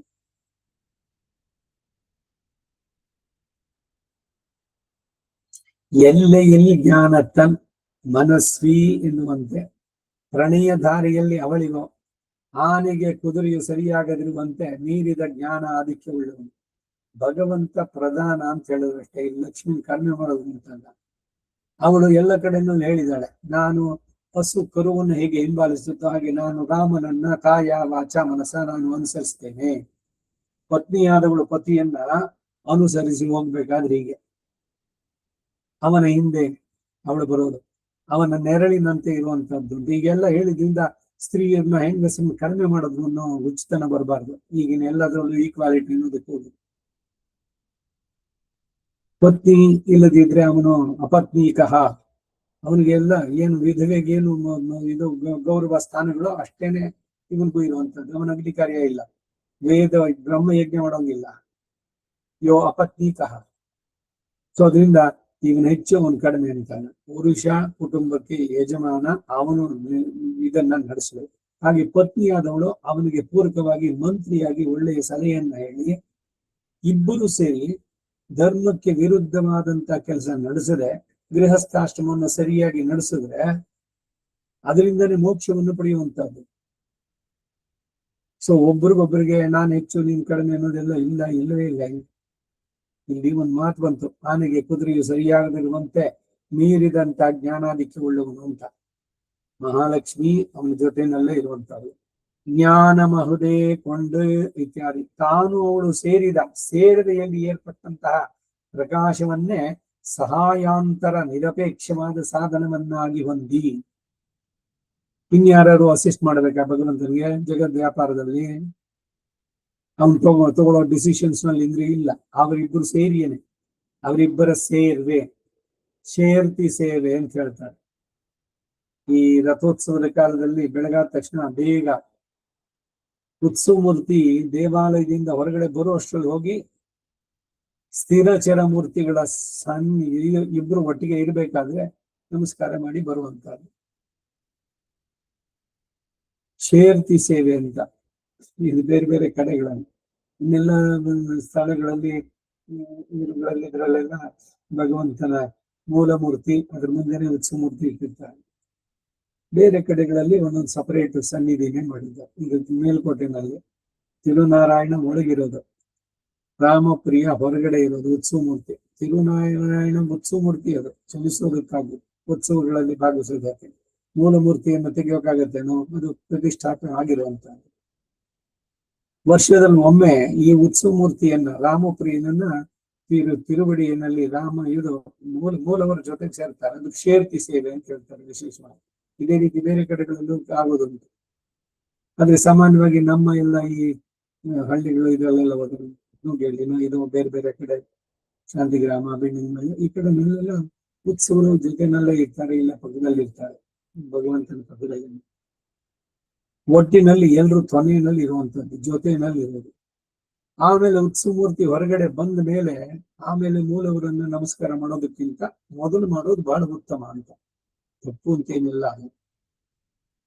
ಹೀಗೆ ಇಲ್ಲಿ ಲಕ್ಷ್ಮಿಯ ಜೊತೆಗೆ ಭಗವಂತನ ಸೇರ್ವೆ, ಆ ಏರ್ಪಟ್ಟ ಪ್ರಕಾಶವನ್ನೇ ಸಹಾಯಾಂತರ ನಿರಪೇಕ್ಷ. ಸಹಾಯಾಂತರ ಅಂದ್ರೆ ಇನ್ಯಾರು ಒಂದ್ ಸ್ವಲ್ಪ ಅವನ ಜೊತೆಗೆ ಯಾರು ಹೆಲ್ಪ್ ಮಾಡ್ಬೇಕಾಗುತ್ತೆ. ಈಗ ಭಗವಂತ ಹೊರಟಿದ ತಕ್ಷಣ ಅವನ ಆಯುಧಗಳು ಎಲ್ಲರೂ ಕೂಡ ನಿಜ ರೂಪ ಕಾಳಿ ಅಭಿಮಾನಿ ದೇವತೆಗಳು ಎಲ್ಲರೂ ಸಿದ್ಧರಾಗಿ ಬಂದ್ಬಿಡ್ತಾರೆ. ಯುದ್ಧ ಇದೆಲ್ಲ ಮಾಡಬೇಕಾದ್ರೆ ಭಗವಂತ ಜೊತೆಗೆ ಸುದರ್ಶನ, ಪಾಂಚಜನ್ಯ, ಇನ್ನೆಲ್ಲ ಆಯುಧಗಳು, ನಂದಕನು, ಖಡ್ಗ, ಕೌಮೋದಗಿ, ಗದೆ ಎಲ್ಲ ಉಂಟು. ಇದೆಲ್ಲ ಇಲ್ದಿದ್ರೆ ಅವನು ಮಾಡಕ್ಕಾಗಲ್ವಾ ಅಂದ್ರೆ ಅವನು ಯಾವ್ದ ಮೇಲೂ ಡಿಪೆಂಡ್ ಆಗಿಲ್ಲ. ಯಾರೋ ಏನೋ ನಾನು ನನ್ನ ಆಯುಧ ತರಲಿಲ್ಲ, ಇವಾಗ ಏನು ಮಾಡ್ಲಿಕ್ಕಾಗಲ್ಲ, ಇದು ನಮ್ ಡಿಪೆಂಡೆನ್ಸ್. ಆದ್ರೆ ಭಗವಂತ ಯಾರ ಮೇಲೂ ಡಿಪೆಂಡೆಂಟ್ ಅಲ್ಲ. ಅದಕ್ಕೆ ಸಹಾಯಾಂತರ ನಿರಪೇಕ್ಷ ಅಂತಂದ್ರೆ ಆ ಸಾಧನವನ್ನಾಗಿ ಹೋಗಿ ಈ ಕಾರ್ಯಜಾತವನ್ನೆಲ್ಲ ಸೃಷ್ಟಿಸೋನಾಯ್ತು. ಕಾರ್ಯಜಾತ ಅಂದ್ರೆ ಎದುರಿಗೆ ನಮ್ಮ ಕಣ್ಣು ಕಾಣಿಸುವಂತ ಅವ್ಯಕ್ತವಾದ ಪ್ರಪಂಚ, ವ್ಯಕ್ತವಾದಂತ ಪ್ರಪಂಚ ಅವ್ಯಕ್ತ ರೂಪದಿಂದ ವ್ಯಕ್ತ ರೂಪಕ್ಕೆ ಬಂದಿದ್ದು, ಸೂಕ್ಷ್ಮ ರೂಪದಿಂದ ಸ್ಥೂಲ ರೂಪಕ್ಕೆ ಬಂದಿದ್ದು, ಕಾರಣಾವಸ್ಥೆಯಿಂದ ಕಾರ್ಯಾವಸ್ಥೆಗೆ ಬಂದದ್ದು. ಹಾಗೆ ಈ ಕಾರ್ಯಜಾತವನ್ನೆಲ್ಲ ಭಗವಂತ ಸೃಷ್ಟಿಸುವನಾಯಿತು. ಯಸ್ಯ ವೀಕ್ಷ ಮುಖಂ ತದಿಂಗಿತ ಪರಾಧೀನೋ ವಿದತ್ತೆ ಕಿಲಂ ಎಂದಷ್ಟೇ. ಈ ರೀತಿಯಿಂದಲೇ ತಾನೇ ಬಹುಸ್ಯಾಂ ಪ್ರಜಾಯೇಯ ಅಂದದ್ದು. ಮಿಕ್ಕವರಿಗಾದ್ರೂ ಸ್ತ್ರೀ ಸಂಪರ್ಕ ವಿಷಯಗಳಲ್ಲಿ ಸೇರಿ ಜ್ಞಾನ ಹಾನಿಯನ್ನ ರೂಪ ಹಾನಿಯನ್ನು ಉಂಟು ಮಾಡುತ್ತೆ. ಸಂಸಾರ ಅಂದ್ರೆ ಹೆಂಡತಿ ಮಗಳು, ಸಂಸಾರ ಸಾಗರಂ ಘೋರಂ ಇವೆಲ್ಲ ಹೇಳ್ಬೇಕಾದ್ರೆ ಏನು ಅಂತಂದ್ರೆ ಈ ಸಂಸಾರ ಇದ್ರದೆಲ್ಲ ನಿನ್ನ ಅಧ್ಯಾತ್ಮದ ಸಾಧನೆಗೆ ಭಂಗ ತೊಡಕಾಗತ್ತೆ. ಪೂರಕವಾದ್ರೆ ಅವನು ಪುಣ್ಯಶಾಲಿ, ಇಲ್ದಿದ್ರೆ ಹೆಂಡತಿಗೆ ಬೇಸರ ಆಗತ್ತೆ ಅಂತ ಹೇಳಿ ನಾನು ದೇವಸ್ಥಾನಕ್ಕೆ ಹೋಗ್ಬೇಕು ಇಲ್ಲ ಇನ್ನೇನು ಮಾಡ್ಬೇಕು ಅಂದ್ರೆ 3 ಹೊತ್ತು ನೀನು ಅದರೊಳಗೆ ಇದ್ರೆ ಏನು ಇಲ್ಲ ಬರೀ ನಾಗೊಬ್ಬನಿಗೇನ ಅಂತಂದಾಗ ಬಲವಂತವಾಗಿ ನೀವು ಬಿಟ್ಟು ಬಂದಂತೆ. ಸೊ ಅವಾಗೇನು ಅದನ್ನ ನೋಡೋದಕ್ಕೆ ಬಂಧಕಗಳು. ಅದಕ್ಕಾಗಿ ಮಿಕ್ಕವರಿಗೆ ಇವೆಲ್ಲ ಸಂಪರ್ಕ ವಿಷಯಗಳೊಡನೆ ಸೇರಿ ಪ್ರಾಪಂಚಿಕವಾದ ಶಬ್ದ, ಸ್ಪರ್ಶ, ರೂಪ, ರಸ, ಗಂಧ, ಸಿನಿಮಾಗೆ ಹೋಗೋಣ ಬನ್ನಿ, ಇನ್ನೆಲ್ಲಿಗೆ ಹೋಗೋಣ ಬನ್ನಿ, ಯಾವುದೋ ಫಂಕ್ಷನ್ ಅಟೆಂಡ್ ಮಾಡಿ, ಒಂದು ಫಂಕ್ಷನ್ಗೆ ಅಂತ ಹೋದ್ರೆ ನಾವು ಬೆಳಗಿಂದ ಮುಗೀತಲ್ಲಿ ಎಲ್ಲ ಊಟ ಮುಗಿಸ್ಕೊಂಡು ಎಲ್ಲ ಬರುತ್ತೆ 4-5 ಗಂಟೆ. ಏನ್ ಮಾಡಿದಲ್ಲಿ ಏನು ಇಲ್ಲ, ಕೂತಿದ್ದು ಮಾತಾಡಿದ್ದು, ನಾನು ನೋಡಿ ನಾನು ಪರ್ಫೆಕ್ಟ್, ನನ್ ಬಿಟ್ಟು ಇಲ್ಲ ಅಂತ, ಇಲ್ಲ ಇನ್ಯಾರನ್ನೋ ನಿಂದನೆ ಮಾಡೋದು. ಒಂದು ಆತ್ಮ ಪ್ರಶಂಸೆ, ಇನ್ನೊಂದು ಪರನಿಂದೆ. ಇದೆರಡೇ ತಾನೆ ಎಲ್ಲ ಸೋಷಿಯಲ್ ಅಗ್ರಿಗೇಷನ್ಸ್. ಅವ್ರು ಹೋಗದೆ ಇದ್ರೆ ಎಲ್ಲಿ ಅವ್ರು ಬರಲೇ ಇಲ್ಲ, ಇವ್ರು ಬರ್ದೇ ಇದ್ರೆ ಏನಾದ್ರು ಫಂಕ್ಷನ್ ನಡೆಯಲ್ವಾ, ಅವರೇನೋ ಹೇಳ್ತಾರೆ ನೀವು ಬಂದಿ ಸಂತೋಷ, ಬರ್ದಿದ್ರೆ ಇಲ್ಲಿ ನೆನೆಸ್ಕೊಳ್ತಾರ, ಅಯ್ಯೋ ಇವ್ರು ಬರ್ಲಿಲ್ಲ ಅಂತ. ನಡಿಬೇಕು, ಎಲ್ಲರೂ ಕರೆದ್ರು, ಎಲ್ಲ ಔಪಚಾರಿಕ, ಇದೆಲ್ಲ ಒಂಥರ ದಾಕ್ಷಿಣ್ಯಾಗಿ ಸಿಗಾಕೋಬಾರ್ದು. ಹೋಗ್ಲೇಬೇಡಿ ಫಂಕ್ಷನ್ಗಳಿಗೆ ನಿಂತ್ಕೊಳ್ಳಲ್ಲ, ಎಲ್ಲಿ ಅವಶ್ಯಕತೆನೋ ಅಲ್ಲಿ, ಬೇಡ ಅದ ಕಡೆ ಬಿಟ್ಟ ಅಷ್ಟೇ. ನಾನು ಹೋಗ್ತಿದ್ರೆ ಫಂಕ್ಷನ್ ನಡೆಯೋಲ್ಲ ಅನ್ನೋದೇನಾದ್ರು ಇದೆಯೋ. ಎಲ್ಲಿ ನಮ್ಮ ಅಧ್ಯಾತ್ಮದ ಸಾಧನೆಗೆ ಅಡ್ಡಿ ಆಗುತ್ತೋ ಅವ್ರ ಮುಲಾಜಿಲ್ದೆ ಅದನ್ನೆಲ್ಲ ಬಿಡ್ಬೇಕು, ಬಿಟ್ಕೊಂಡು ಬಂದ್ರೆ ಒಳ್ಳೇದು. ಯಾರೋ ಒಂದು ಇನ್ವಿಟೇಷನ್ ಕೊಟ್ಟು ತುಂಬಾ ಸಂತೋಷ, ನನಗೆ ಬಂತು ನಿಮ್ಮ ಇನ್ವಿಟೇಷನ್ ಅಲ್ಲಿ ಭಗವಂತನ ಹತ್ರ ಇಡ್ತೀನಿ, ಆರಾಧನೆ ಮಾಡ್ಬೇಕಾದ್ರೆ ಭಗವಂತ ಯಾವ್ದು ಕೊಟ್ಟಿದ್ದಾರೋ ಕಾರ್ಯಕ್ರಮ ಚೆನ್ನಾಗಿ ನಡೀಲಿ, ಅವರಿಗೆಲ್ಲ ಒಳ್ಳೇದನ್ನ ಮಾಡುವಂತ. ನಾವು ಪರ್ಸನಲ್ ಹೋಗಿ ಅಲ್ಲಿ ಏನು ಆಶೀರ್ವಾದ ಮಾಡ್ಬೇಕು ಅದಕ್ಕಿಂತ ವಿಶೇಷವಾಗಿ ಇಲ್ಲಿ ಆಶೀರ್ವಾದ ಮಾಡಿದ್ದಾಗಿದೆ. ಹೀಗೆ ಎಷ್ಟೆಷ್ಟು ಎಲ್ಲೆಲ್ಲಿ ಸಾಧ್ಯವೋ ಅಲ್ಲೆಲ್ಲ ಬಿಟ್ಕೊಂಡು ಹೋದ್ರೆ ನಮ್ಮ ಅಧ್ಯಾತ್ಮದ ಸಾಧನೆಗೆ, ಆತ್ಮೋದ್ಧಾರಕ್ಕೆ ಎಲ್ಲದಕ್ಕೂ ಅವಕಾಶ ಆಗುವಂತದ್ದು.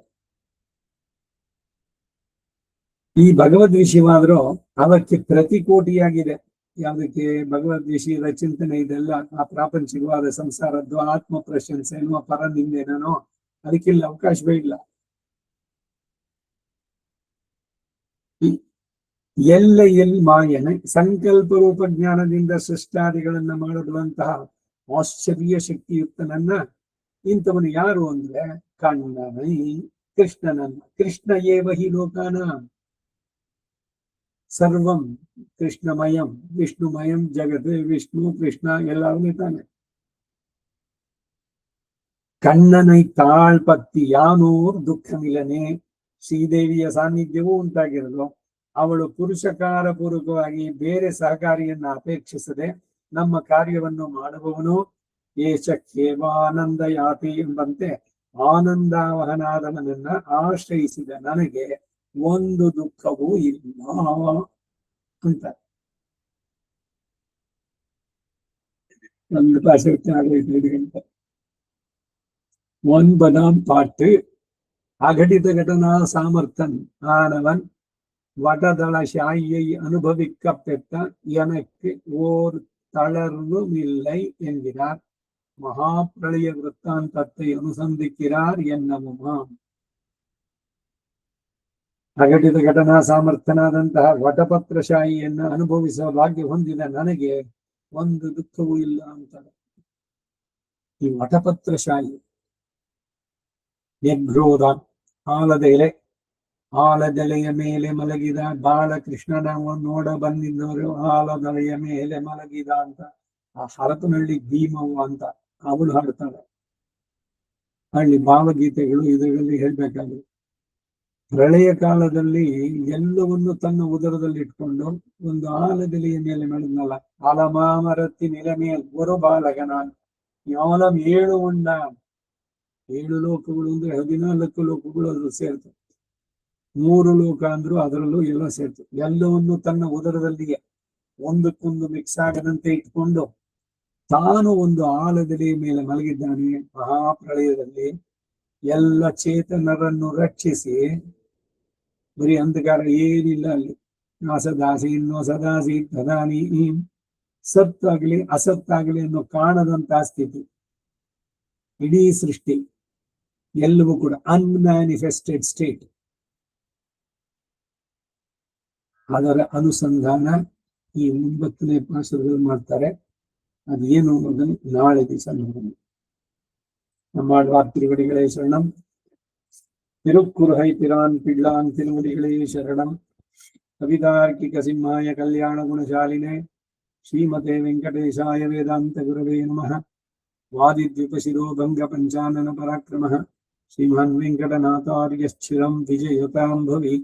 ஸ்ரீமதே நிகமாந்த மகாதேசிகாய நமः. सर्वं श्री वासुदेवार्पणमस्तु.